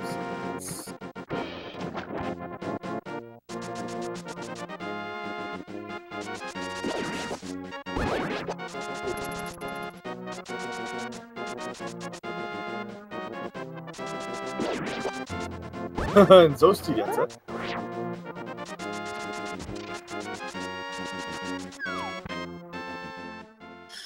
I missed it. Did Zoasty get his? Yes, he did.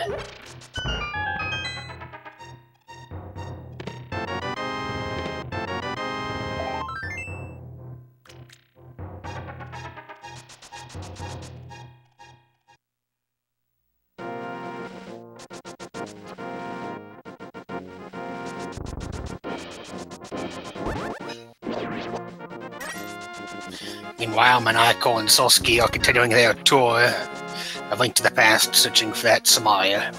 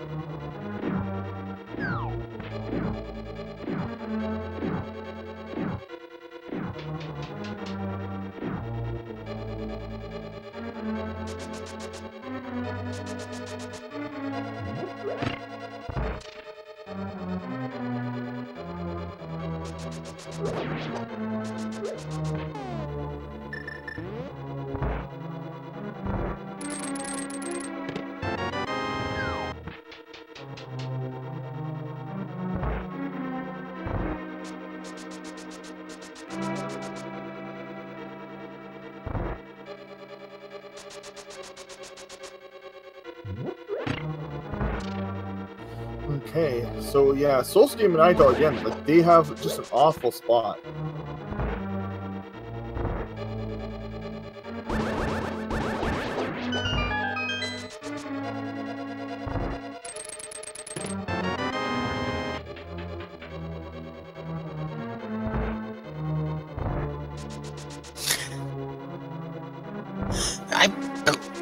believe Solski is coming in here to grab the ether so that he can check Pendant Meyer for that cane.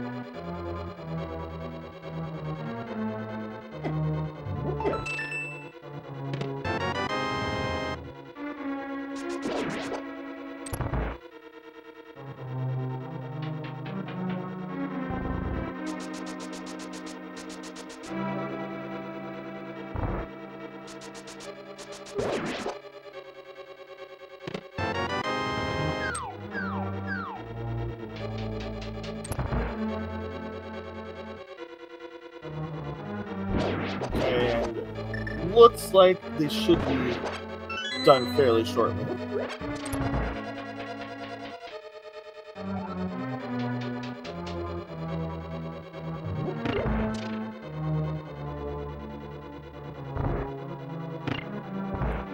And Solski is going for... Oh yeah, Solski doesn't have space jump yet.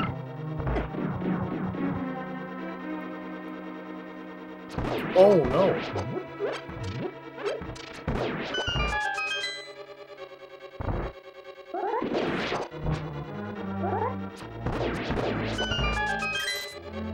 Yeah, this was a very linear seed up until, well, the end here, where we know that it's just going to take Maniacal42 a very long time to find the king.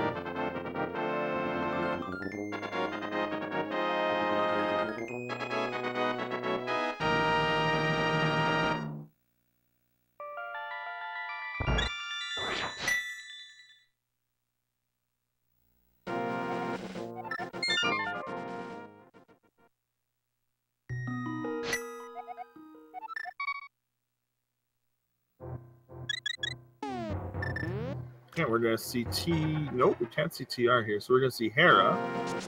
And then probably the bomb. Where was Space Jump? Space Jump was in the vanilla grapple beam location after Crocomire. Okay. Right, that is pretty far away, actually. True, but there's many locations that he had earlier that would have been accessible with Space Jump. It would have been a worthwhile investment. Correct. I agree. That's a very good point.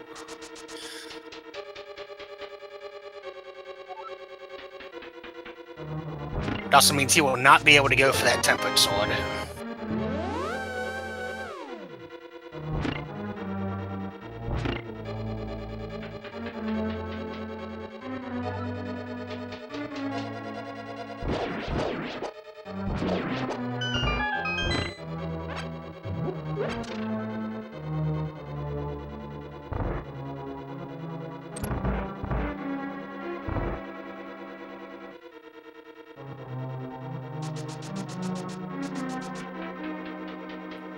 Solski not realizing he actually needs to go the other way for efficiency's sake. Very interesting. This is the only way Solski can go. He can't go down the other side. Oh, you're right. He doesn't have space jump. That's fine. You don't have enough sword.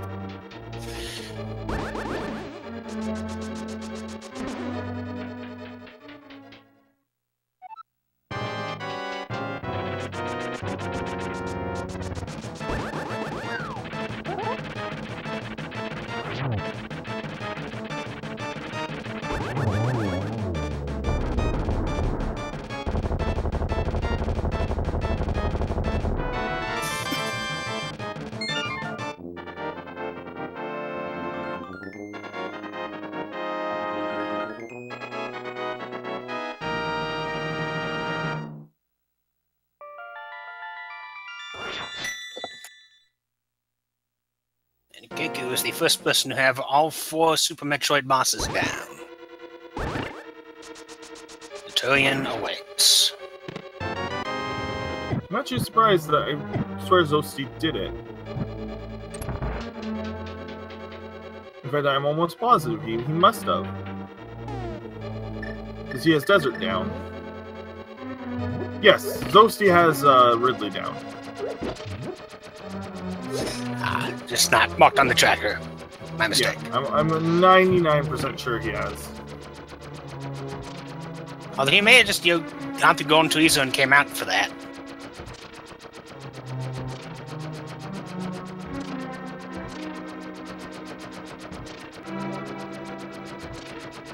We see Maniacal checking the Hera basement location.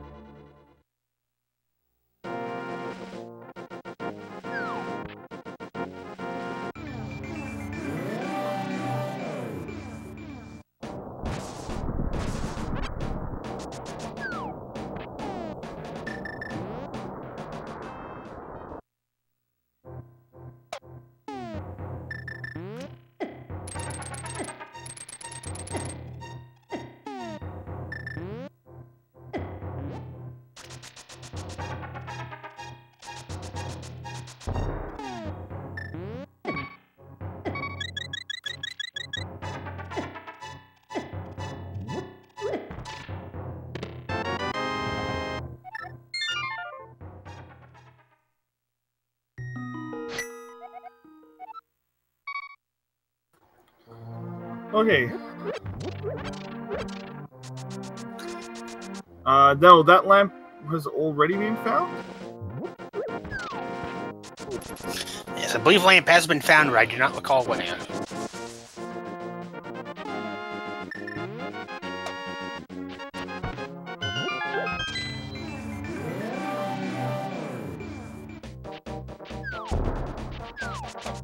Zesty opting for the Go Mode Ice Palace will not be getting his golden sword.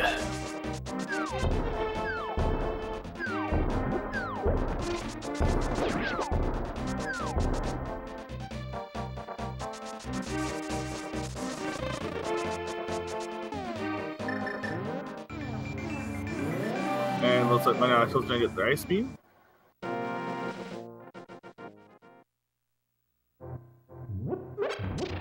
Well, as far as he knows, it's an item that he wants to have. I know Keku needs a sword. Oh, isn't there a sword up? No, there isn't. That was a different item.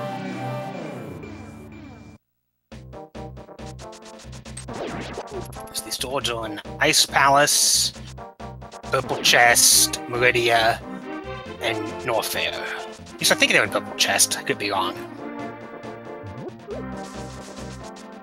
And yes, Solski is checking for a vanilla cane.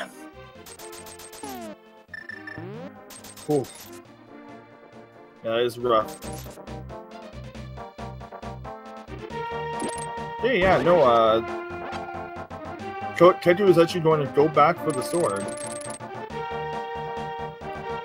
That is a little unfortunate. Well, that may be the only other sword he can think of right now. Because his team doesn't know about the Ice Palace one. And I can't remember where the 4th one was.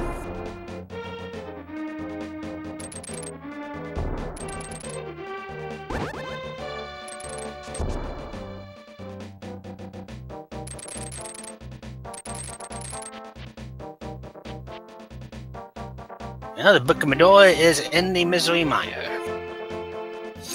which will lead Solski even further on the chase to find the cane.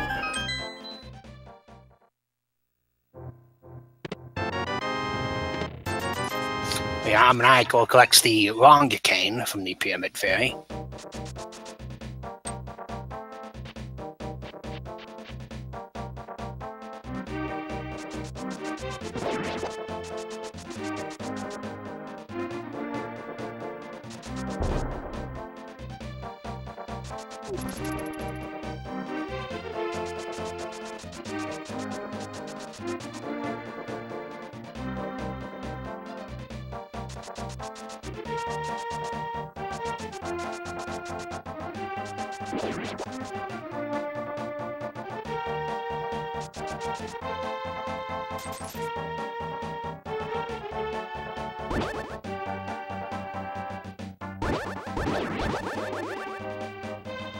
And Maniacal heading to Palace of Darkness.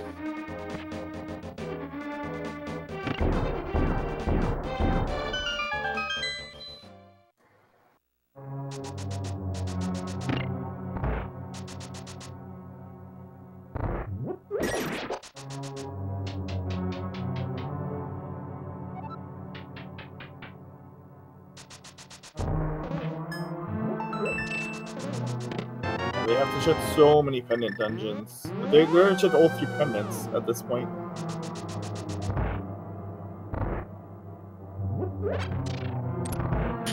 The only thing to know is it can't be on the pedestal.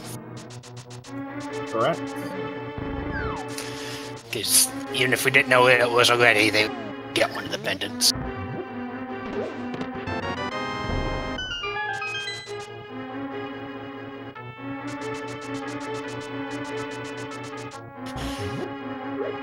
It would appear that Solski is going to do the incredibly enjoyable no space jump lower norfair.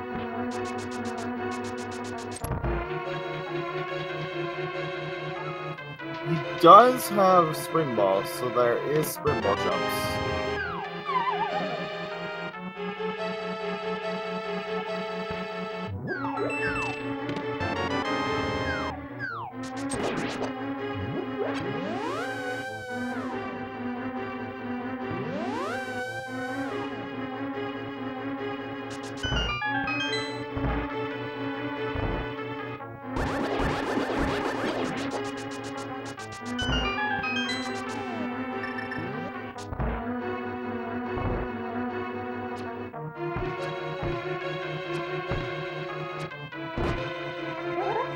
Yeah, no space jump through this area is awful.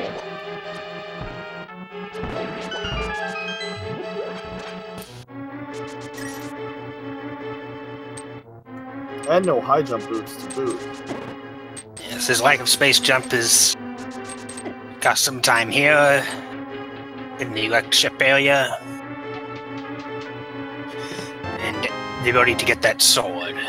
Also, it made for some slightly awkward areas in Meridia.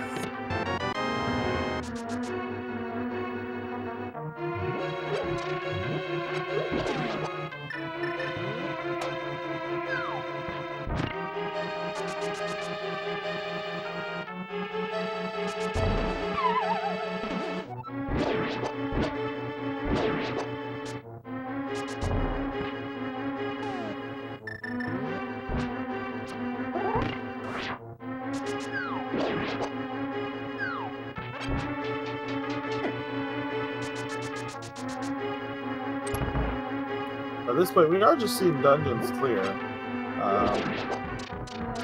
If you do like what you see, this game is quite easy to get into. This is actually the normal mode. This is the casual quote-unquote mode.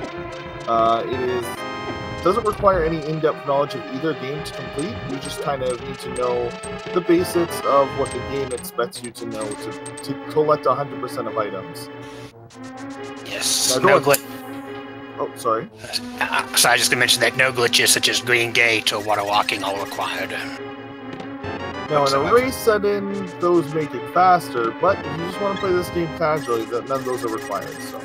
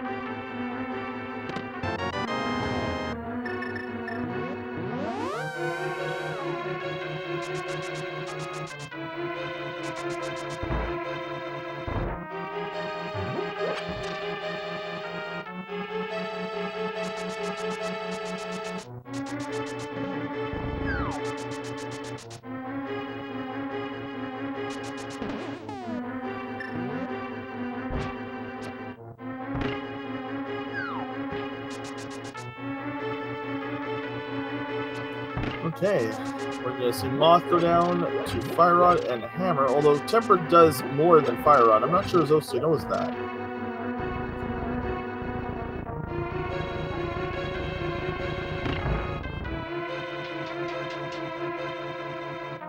Well, it may be true. Fire Rod lets you hit him from further away.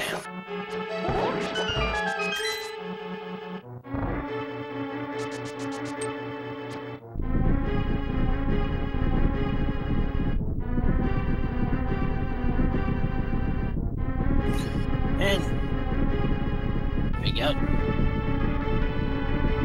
Solski has Ridley down. If he desires, he could decide to just go finish Super Metroid and check that shaft on the way out, which is what we know to be the correct move. Yeah, and for those of you who are wondering, Zoasty does have Super Metroid completed other than Mother Brain. As far as I remember. Unless, no, maybe he doesn't. He's going back in. Maybe he did skip Ridley. I swear he did it. I guess he did not. Never mind. Yes, pretty sure Zoasty went directly to Desert.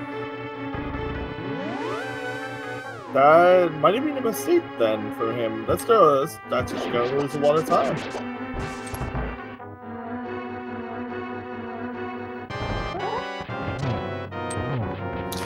True, although his last two crystals are Total Lock and Tower of Pharaoh, which you can route in very efficiently with Ganon's Tower.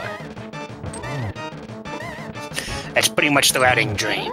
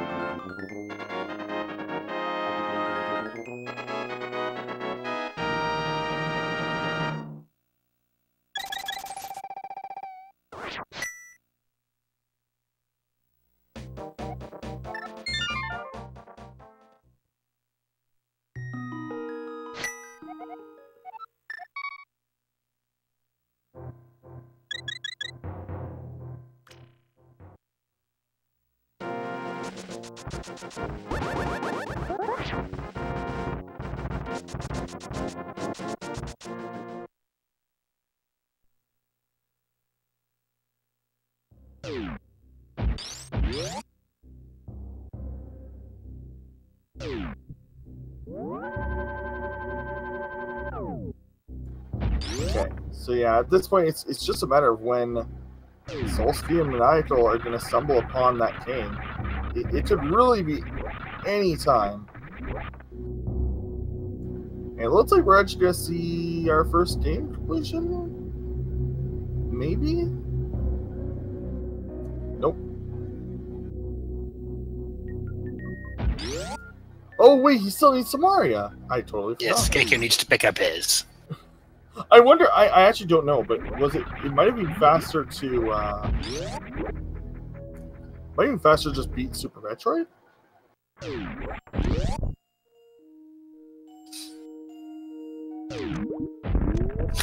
Perhaps he plans on saving the animals.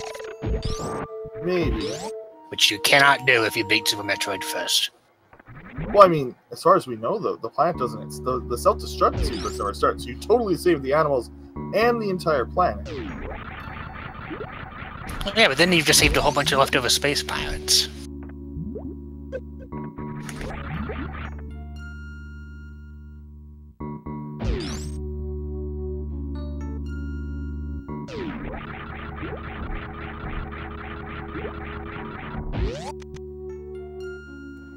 So yeah, both runners just finishing up their last bits of each game. Keku has two LTTP dungeons left to do. Zoasty has 2 LTTP dungeons, and then the Ridley, and then the Lower Norfair Estate. Solski heading up here to check the ether tablet. And yeah, that book just gonna lead them to more places. This is really unfortunate for Boostless Suitsless.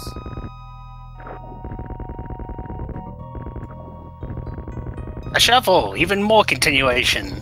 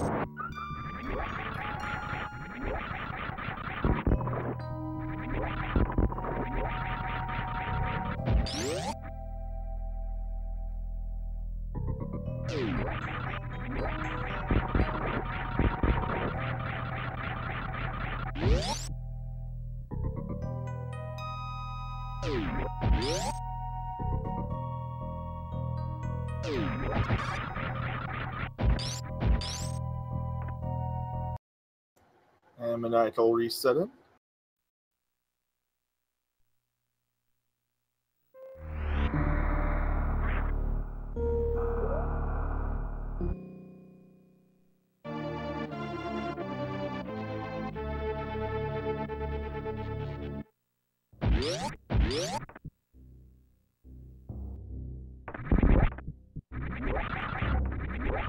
I want to do something else down here.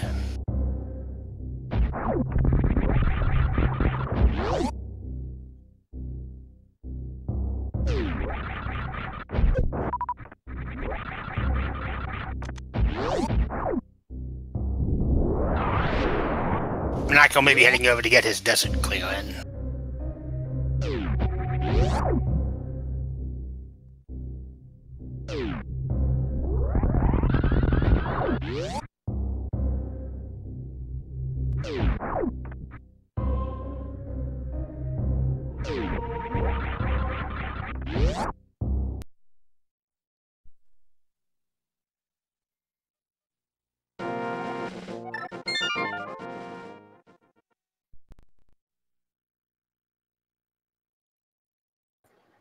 Okay.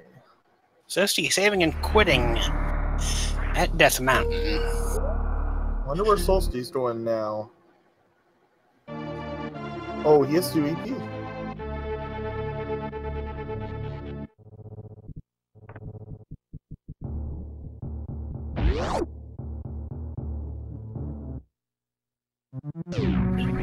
Zoasty may be looking to go ahead and kill Mother Brain here.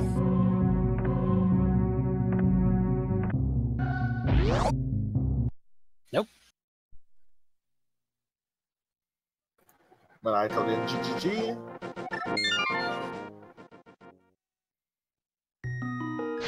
And going into Desert. See, now. Oh, Solski is going to check the spot. Oh, he has to. He broke it. I think he actually has to. Oh, no, he did. Okay, never mind. I don't know how that works. He's gonna find it. And then Bobby hit himself.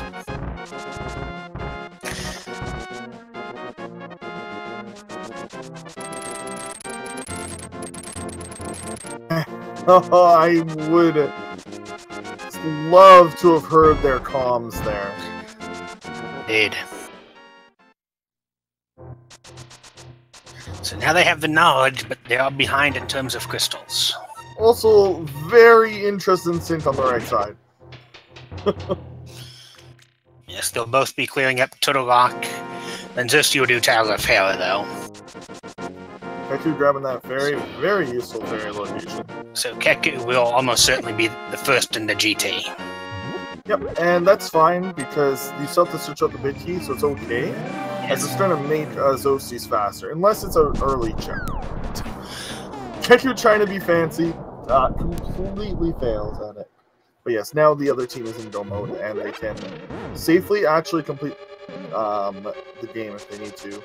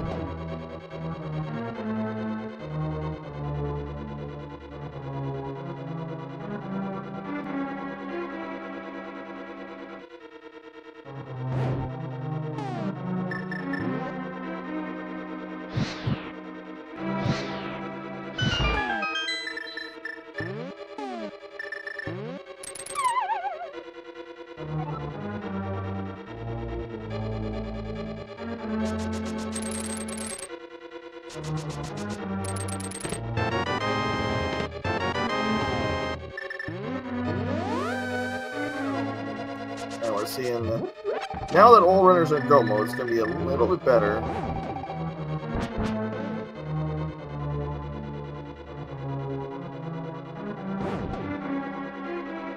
Nope.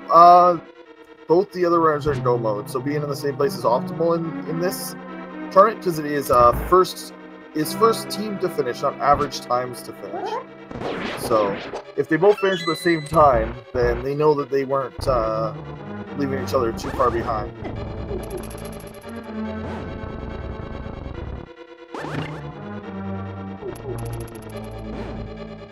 So Solski having a little bit of trouble. Does that perfectly right though.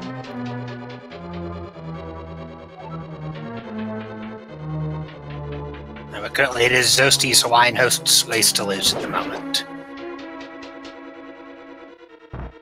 as they enjoy a 2 crystal lead over their opponents.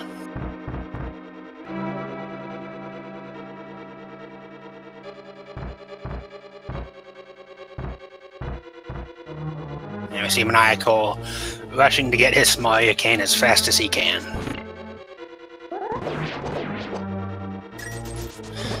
Well, I question whether or not Moonfall is the fastest way to get to that spot in the room. Yes. As long as you stop, you can stop it before, like that. That's the fastest way. Stop it before. I'll admit, I do not know very much about moonfalling. You have taught me something. It's just a fall. It's just like falling. It's once you, what's the word? All you have to do is press down, and you're good. Like if you press the direction, just like when you're jumping, you should be fine.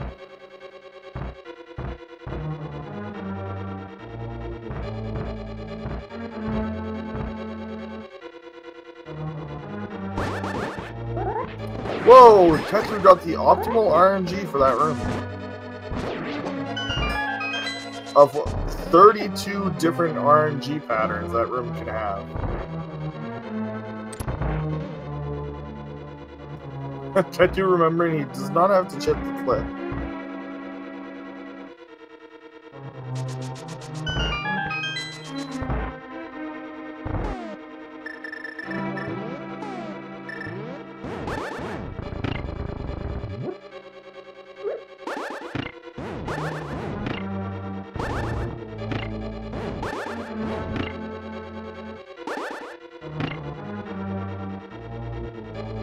Okay, we'll need to find one more key, and if it's not on the laser bridge...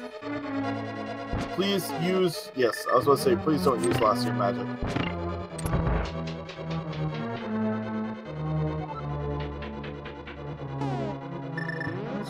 Then we'll have to go... As a dream. Then they will have to go back up and check that big chest for it.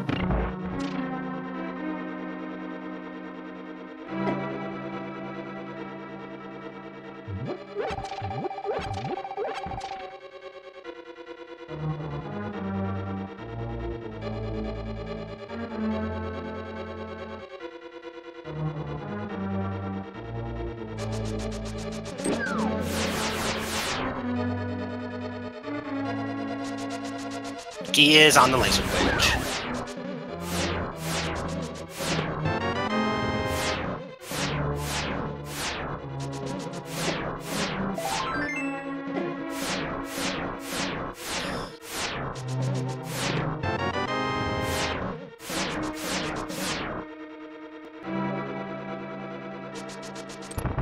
Getting bailed out by that last key's pretty big deal.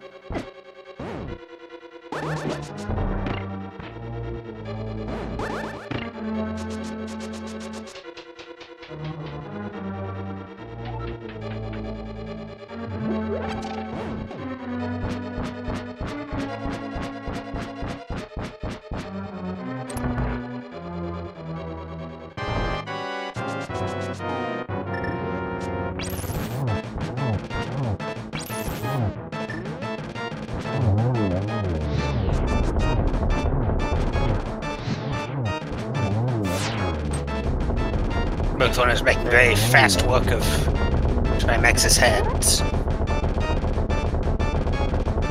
Yeah, that temper sword on both runners, very interesting parallel.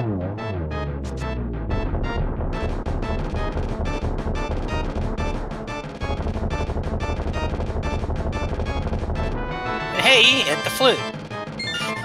But sadly, we will not be hearing the Link to the Past Randomizer anthem. Okay, yeah. No, we will not be using the flute at all. I mean, we're already up here. This is a very awkward spot for us to be.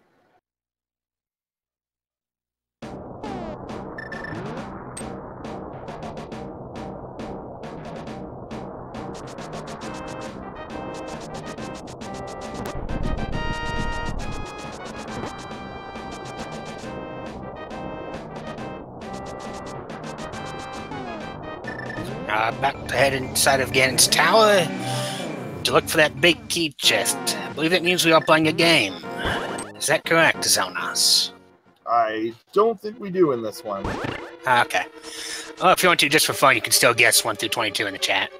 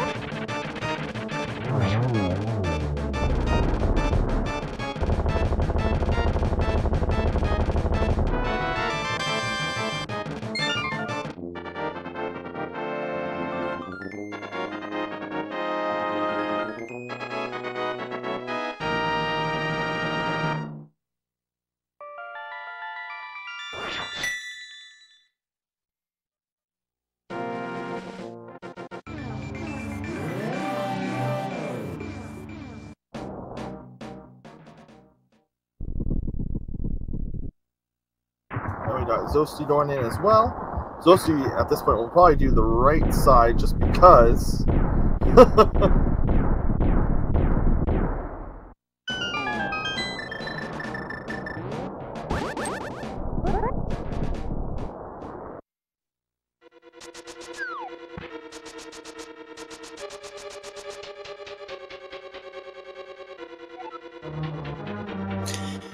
See Keku heading into the rando room, a room only seen in randomizers, and I guess if you play 100% chests.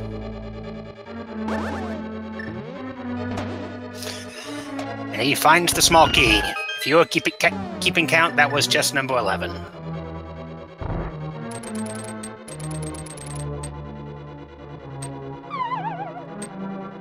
which no one guessed.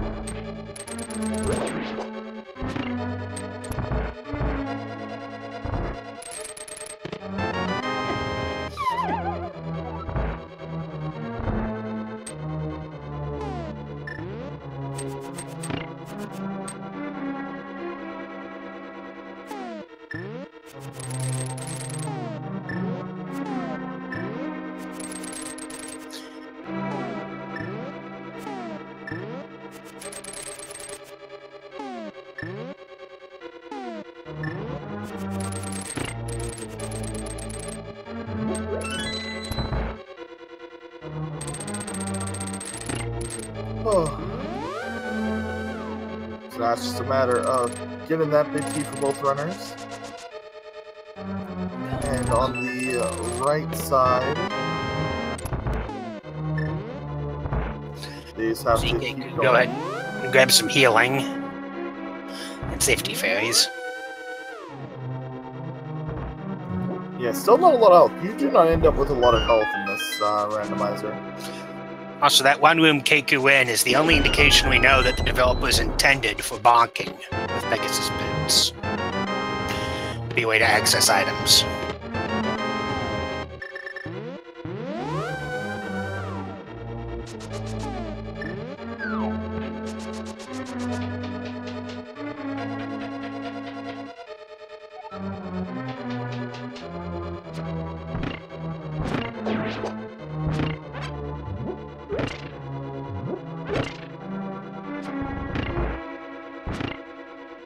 It's also possible that at some point in development you could hook shot onto walls, or even maybe doors, and even any kind of door, including palm walls. Perhaps, but as it stands, that one room is why bonking off the wall to cross the gap is in the logic. For access to Misery Mayo and the first chest in Hookshot Cave.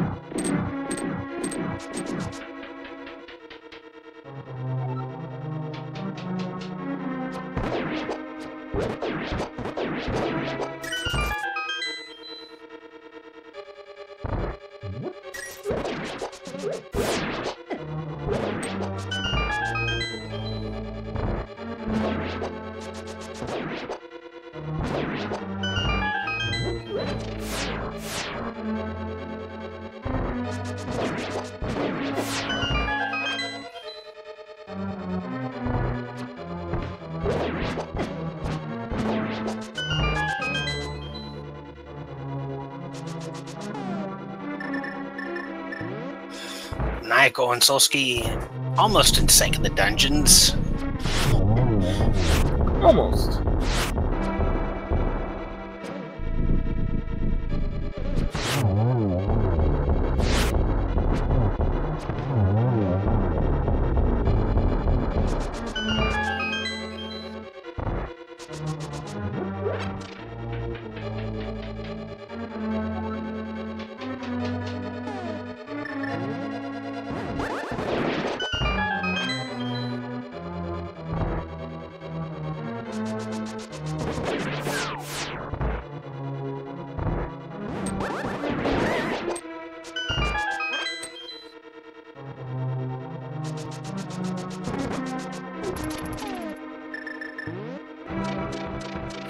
Keku going ahead and checking the last couple chests on the way up the gauntlet. Probably just hoping to get one last... Actually, never got the ice beam. Probably hoping for that. Yep, it's definitely the ice beam. Although he wouldn't say no to an extra energy tank just to be safe. I think that Ketu actually has like a bajillion.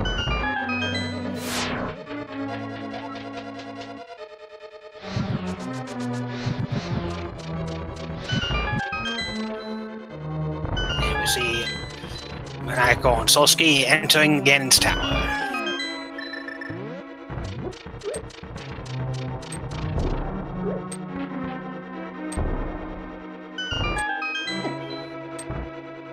Zoasty having a little bit of trouble placing his bomb.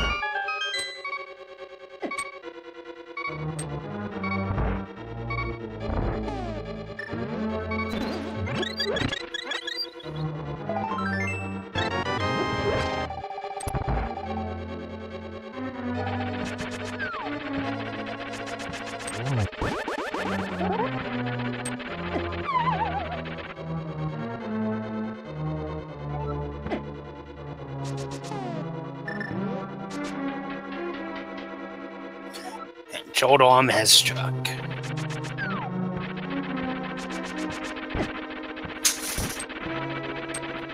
Solski's looking for the key on the left side. He's got to find it first.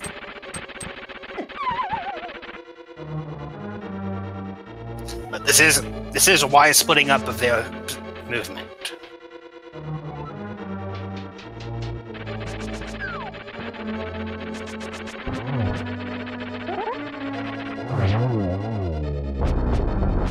For those who don't know, if you're grabbing onto the wall while you use the magic cape, it will not cost you magical energy. Explain what Maniacal is doing in the tile room right now.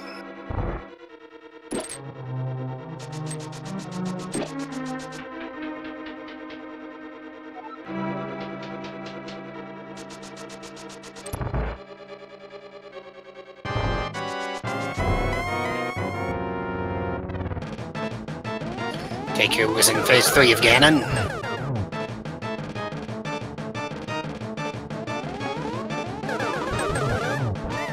Ice Beam will not make that big of a difference. As it shouldn't make enough of a difference, the GT. They have like enough that they should be fine. They just won't have as much damage on Mother Brain, so this actually could end up being close. The big thing is how many missiles they actually have. I'm not sure.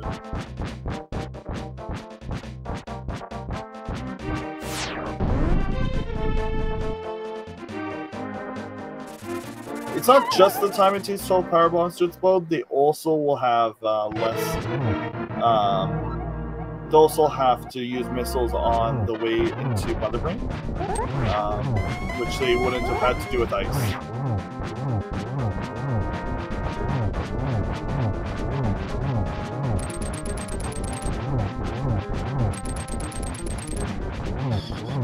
And Keku has his first G.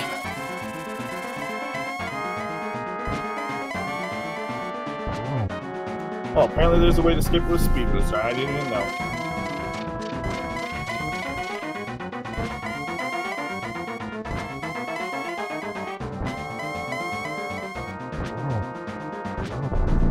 Apparently you don't even need ice to skip the Zebites.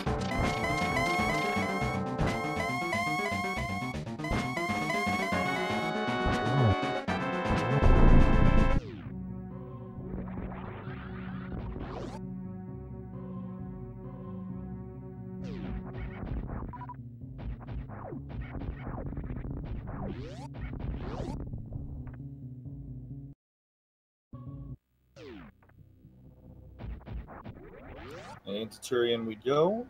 Don't have to watch the cutscene unless you can actually sometimes get locked into the cutscene. No, you can't. Never mind. Just it does start breaking off those crystals though. Really cool moment casually too. It's unfortunate we don't. Well, it's good that we don't have to watch it every single time. Yes, it's fun to watch the first time. The 30th time, not so much. And Zoasty has also gotten his first G. Also, I learned that these Metroids get pushed around by screw attack. I didn't know that until the other day. You can actually shove them away from you.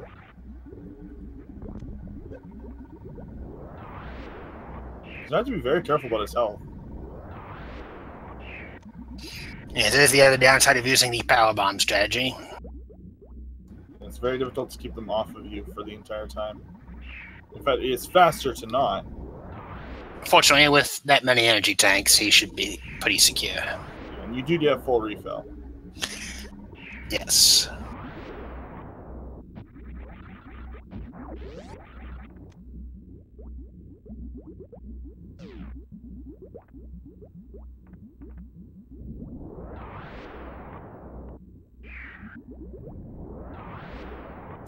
Doing a sort of mini Metroid skip here.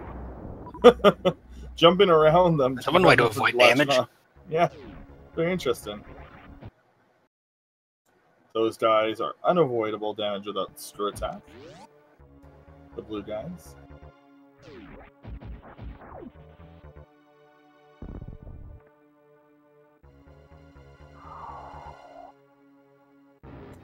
Zoasty has to be actually much more careful because he has far less health. He has to be careful not to have multiple Metroids on him at once. But he's going backwards. Oh no, never mind. I mixed up on where he is. He's doing a very good job of keeping them off of him. Keku successfully pulls off the baby skip.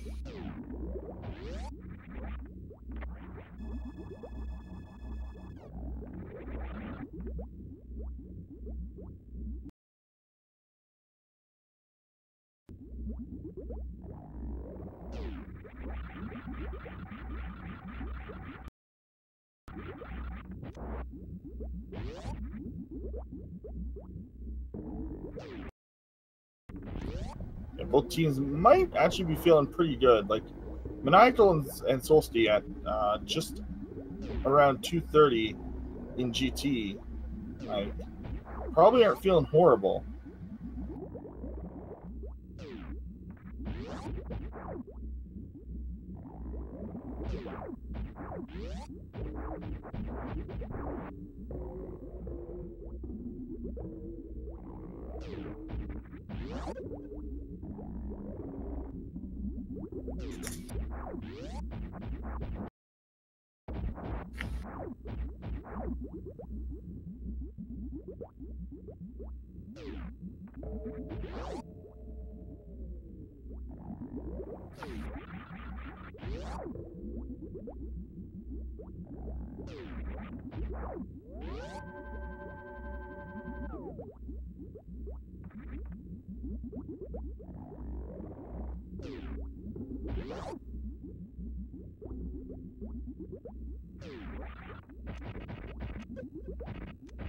And Keku deciding to just take out the Zebites the old-fashioned way.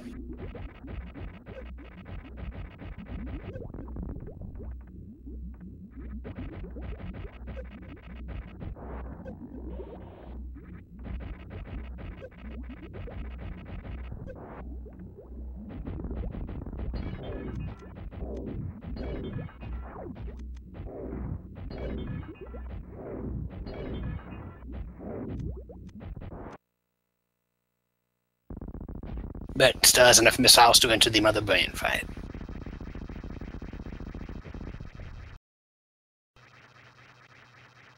Zoasty will have to be careful. This needs to stay above 300 total health.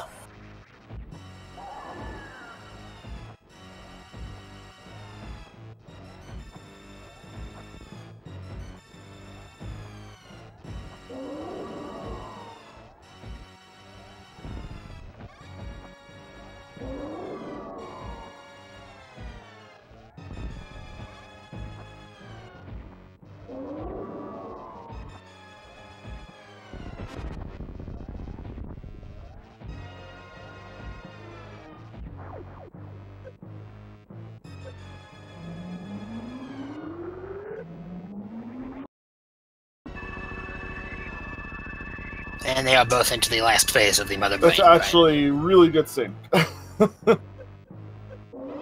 Unfortunately, one will be leaving it far sooner because one will be in stand-up glitch. Unfortunately, Zoasty does not have the health for it.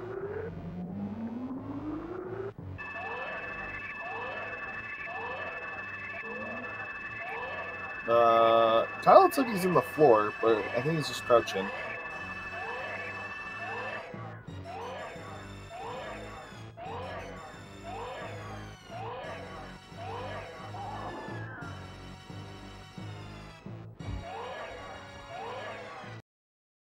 Solski heading down to Toya Night now.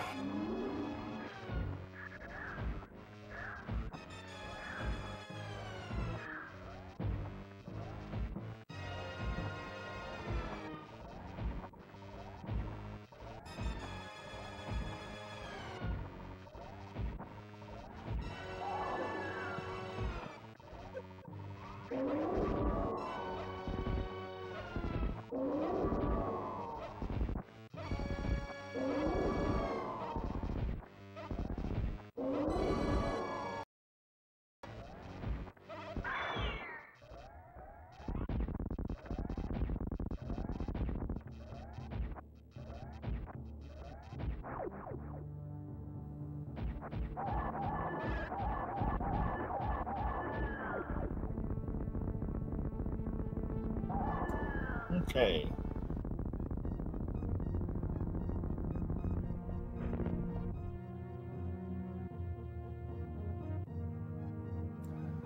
Yeah, unfortunately, it's just a little bit that team was a little bit too hard for the suitsless bootsless team to get through this. Solski not realizing he can just blow these guys up. He's spending quite a bit of time there trying to get the Metroid off. I think Keku was doing the same thing actually, trying to get the Metroid off and then just realizing, you know what, I can just like blow these guys up. I don't need to worry about it. Now for the escape sequence. Keku will most likely be the first one out. Most likely, yes. You know, he may decide to stop and save the animals since he's a little bit ahead of his partner. Or he might not. Hilariously, in one of their first matches, Keku and zoasty had actually thought that they had to end at the same time, so they were waiting for each other. Or zoasty was waiting for Keku, because he thought he had to wait for Keku to finish before he could finish. It would be some impressive sync. And Keku will indeed be the first out.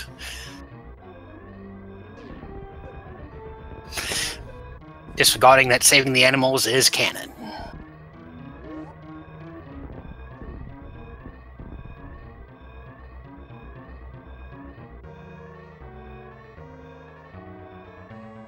zoasty directly behind him.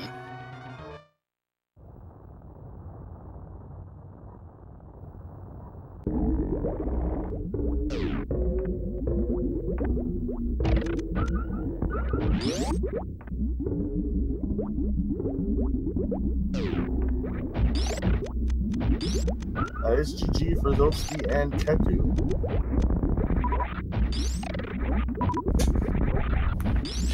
Just a little over 2.5 hours.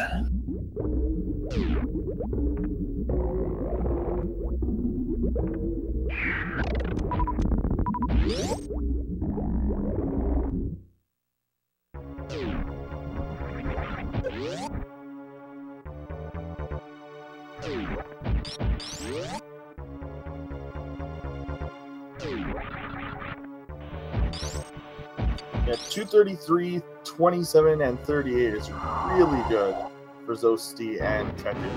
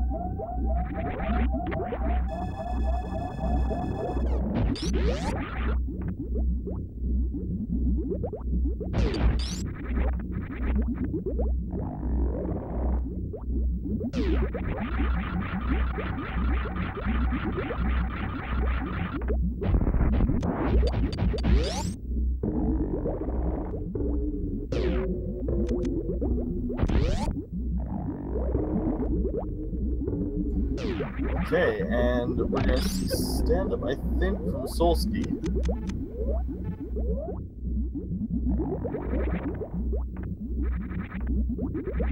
Nope.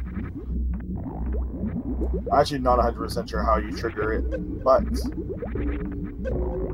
Neither am I. I know it's a thing you can do, and it probably helps me to learn.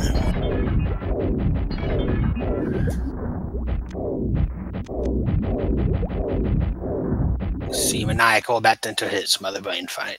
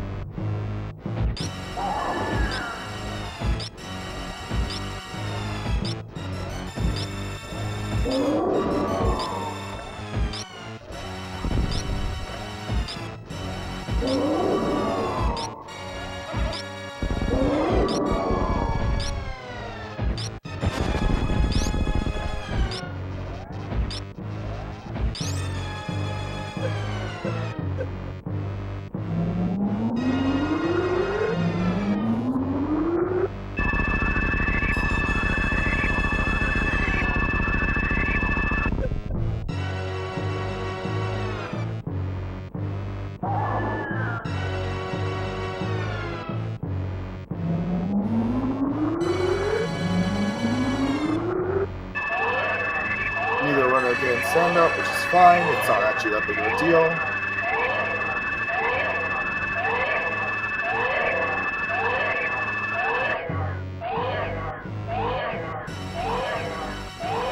I did miss that everybody found high jump boots. Yes, they were in Ganon's tower.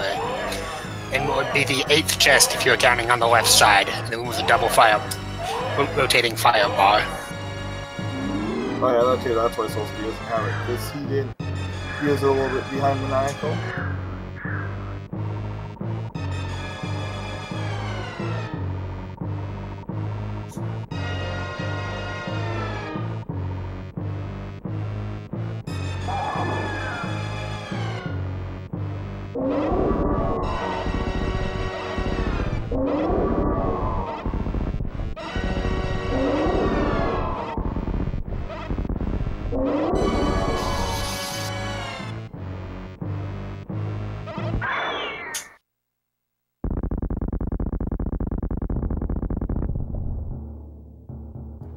Okay, and escape.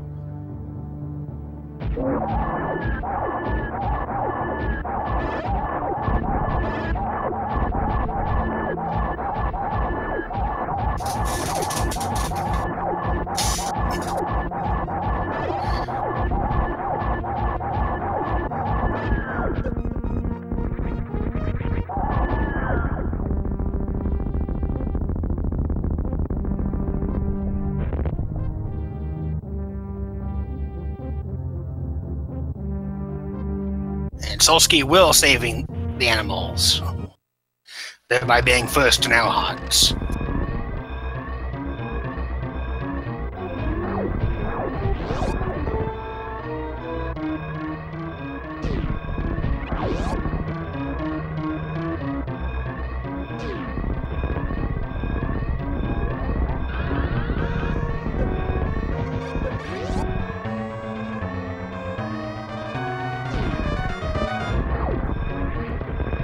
Does have all the items he needs.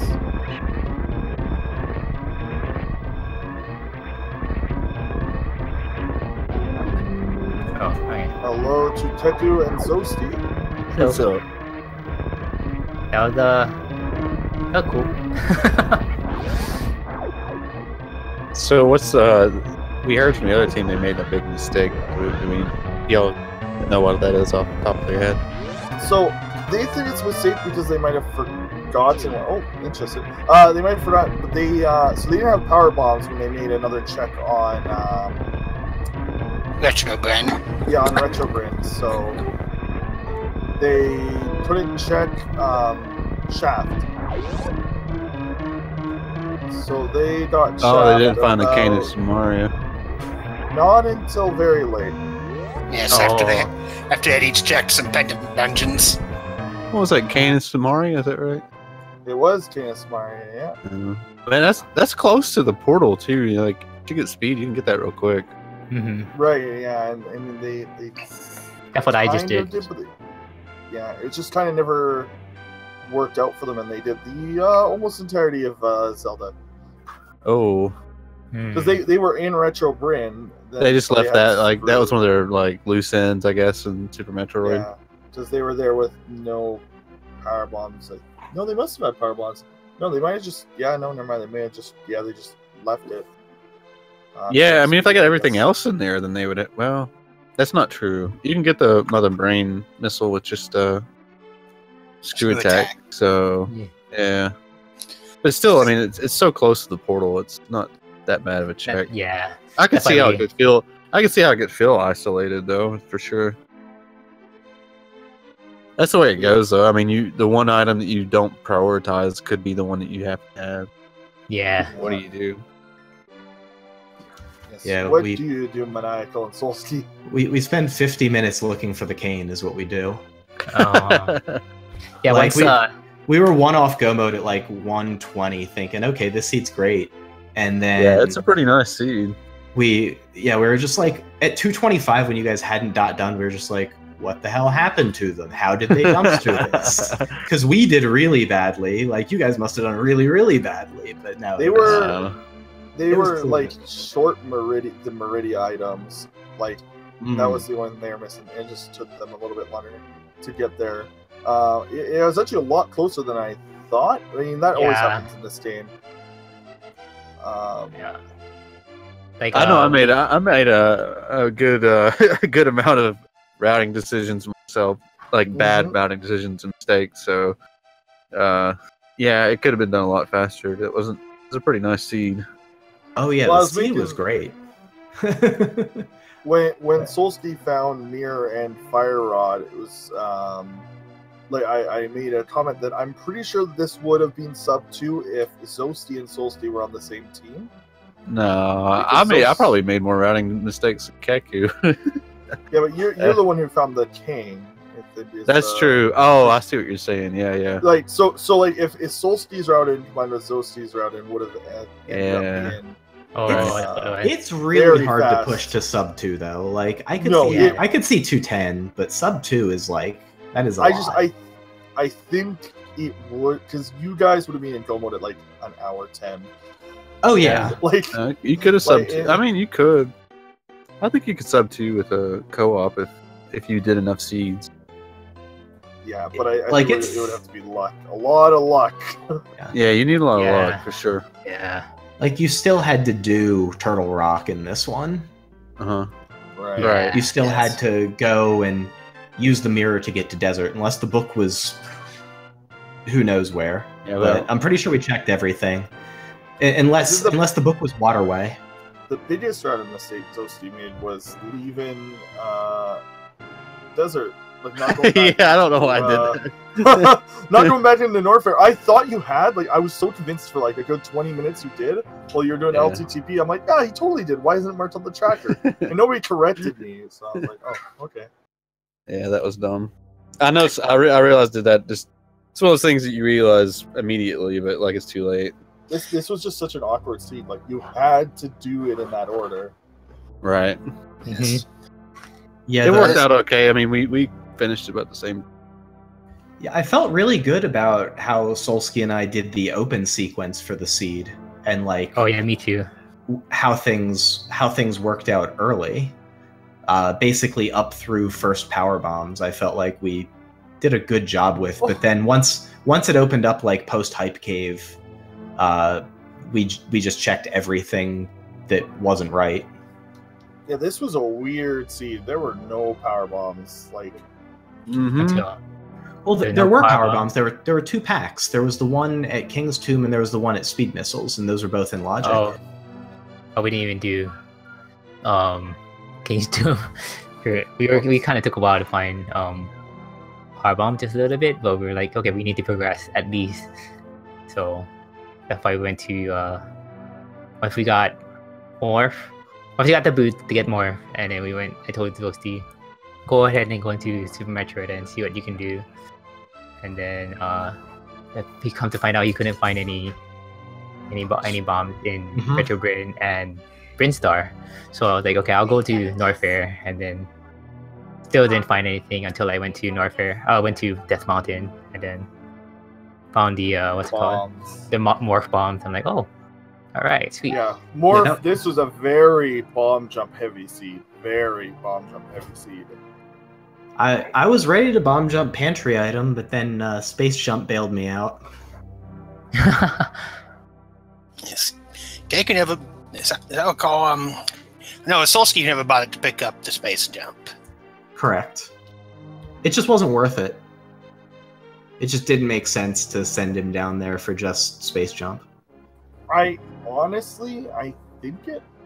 I mean, it wouldn't matter for this one because of the cane, but I honestly think it might have saved time. I'm not 100% sure, but there was a lot of times there where if you added up all the times, Space Jump would have made it easier. Such as the getting the moon pearl sequence. Yeah, just for the moon pearl, pretty big. I mean, you wouldn't have expected to need it for that, but yeah. I mean, if you can bomb jump that, it's pretty difficult. In hindsight, we can probably say that Space Jump would have saved a little more time that it took to get it, but you wouldn't have known that in advance. Exactly. We were throttled. Both of us had to go to Wrecked Ship because we knew Moon Pearl or other progression leading to it was in Wrecked Ship. And so Solski was already in Wrecked Ship by the time I had found Moon Pearl. And so there just was no opportunity. And the only item location that punishes us for not going to get Space Jump is exactly the ceiling item. Otherwise, all the other items were completely free. Yes. So it just turned out to be one bad location, but we were fine gambling that. Well, now Maniacal, I didn't know she reset out of the high jump area a couple of times in Norfair. I reset out of the high jump area once. Oh, well, you had power bombs, so you had morph bombs, you could have gotten out. I did. I did have morph bombs, and I just completely messed it up and ended up having to go do Bryn Loop. And that was the patch that was available. It was pretty unfortunate, but I did only reset there once. Yeah, Maniacal was like, "Oh, I just soft blocked. You just reset, but you have bombs." I was like, "Oops!" Yeah. I checked that today. Reset. Yeah, I was like, okay, I hope I don't soft block anywhere. Cause I was just traveling without bombs, and I was like, okay, don't soft block anywhere. Yeah, whatever, Keku. You just send me into Super Metroid. Yeah, I know. I told you not to. I told you not to soft block either. So what I did was I came out of the room, checked my item HUD at the top of the screen, was like, oh gosh, no power bombs. Mash reset. Whoops. The lack of power bomb scares me going into Super Metroid earlier. Mm-hmm. Oh, not necessarily scares. It's just I don't like it. Yeah, you had to expect it. Yeah. You had to do it. Yeah, you have to deal with it though. Yeah, sure. Because the second glove led to the power bombs that were in A Link to the Past, and then the other power bombs were in Super Metroid. So you had to go into Super Metroid without power bombs in this seed, which those seeds always feel bad. All right. Mm-hmm. Where with Ice Beam, by the way? Cave 45. Cave 45. Oh. Yeah, I didn't know there when I went through there. We literally full cleared accepting Waterway. And GT. Yeah. It's pretty much a hundo. We did full cleared all the pendant dungeons. The only speed booster location we didn't see because we did Criteria Supers before it was Waterway, and that was where we were headed next because we forgot about the speed booster stuff. We thought it was going to have to be at Powder at that. That was Hookshot's fault for sure because I saw speed boost. Yeah. I'm like, oh, I guess I know what I'm doing, and then I saw Hookshot. I'm like, I really guess I know what I'm doing. Yeah, and I grabbed it and then went Croc Speedway to Lower Norfair, and by that point, we just never got back up to the speed booster stuff in the top left of the map, which ultimately just murdered us. Too much hype in the hype cave, I guess. I gotta watch this. I gotta rewatch this and see everything. Yeah. Yeah, Well, I'm that was- definitely gonna have to that's- watch this one back. That was definitely a huge difference in how much we collected. We didn't do any pendant dungeons, I don't think, at all. No, we did. No, we didn't do it at all. Like I was thinking about it. Like it was in the back of my head. Okay, don't do pendant dungeons yet because like this seed is looking really good. I was like looking at everything. I was like, okay, we're pretty good unless we have to go there. Hopefully not. We also didn't do Big Chest, Turtle Rock, or Mimic Cave. Yeah, So there are 3 locations we didn't see outside of GT. I think what kind of slowed me down was or slowed us down a little bit was just being a little more thorough than we need to be. Like we didn't really. I think in some places we could be less thorough. Yeah. Yeah. Sure. We just didn't want to take too much of a chance. But Yeah. I mean, at least it worked out a little bit in our favor. Mm-hmm. But you guys got into go mode at what time? 205, 208. Like it was very late. It felt very bad. Oh, okay. I don't know about us. I don't know. We were Kane off of go mode at like 118 to 120 something. And then just spent almost 50 minutes looking for red Kane. Oh. Which I'll be honest. Sorry, go ahead. I was just gonna say, I'll be honest. I didn't even realize we were in go mode until I just thought about it, and I was like, "Are we in go mode, Keku?" And he's like, When Zoasty said that, I was like, I looked at it. I was like, "Oh yeah, we are," because we don't. Okay. Yeah, I was wondering about that. About what time was that? I don't remember. Oh no. It was when I was fighting Ridley, and yeah. Because there was a time where you were checking a bunch of stuff. I'm like, why is Keku checking these items? Like, we don't need to. Like, you were going out of your way to check things. Well, we still wanted definitely in Goma. We still wanted lamp though because we're not good with dark rooms. Like we decided we were going to do it anyway. We were going to do it because we could, but we're probably not, it doesn't seem like we're the best at dark rooms. So TR dark room is very easy once you learn the yes. I mean we both play NMG a lot, but just having that little insurance there would make things a little faster. Oh, yeah. I mean it's totally different when you can't see where you are. It's yeah. Oh, but yeah, it was Josie's like, "Are we in go mode?" I'm like,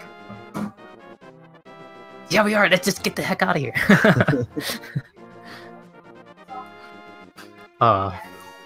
What a seed! What a seed! GG's to you guys. Yeah, GG's. Team Bootless, Suitless. GG. Good luck in the next round. I think y'all get Wild and Alu next. Yeah, maybe. They're gonna. Whereas go down is what they're gonna do. Oh. At least you're sending them to the side of the bracket that I think ends up with like playing into Andy and Ivan, if I remember right. I don't remember how it all works. Yeah, so, I mean you're sending them where Solski and I aren't. So that would well, the thing is, I don't know if I can do that.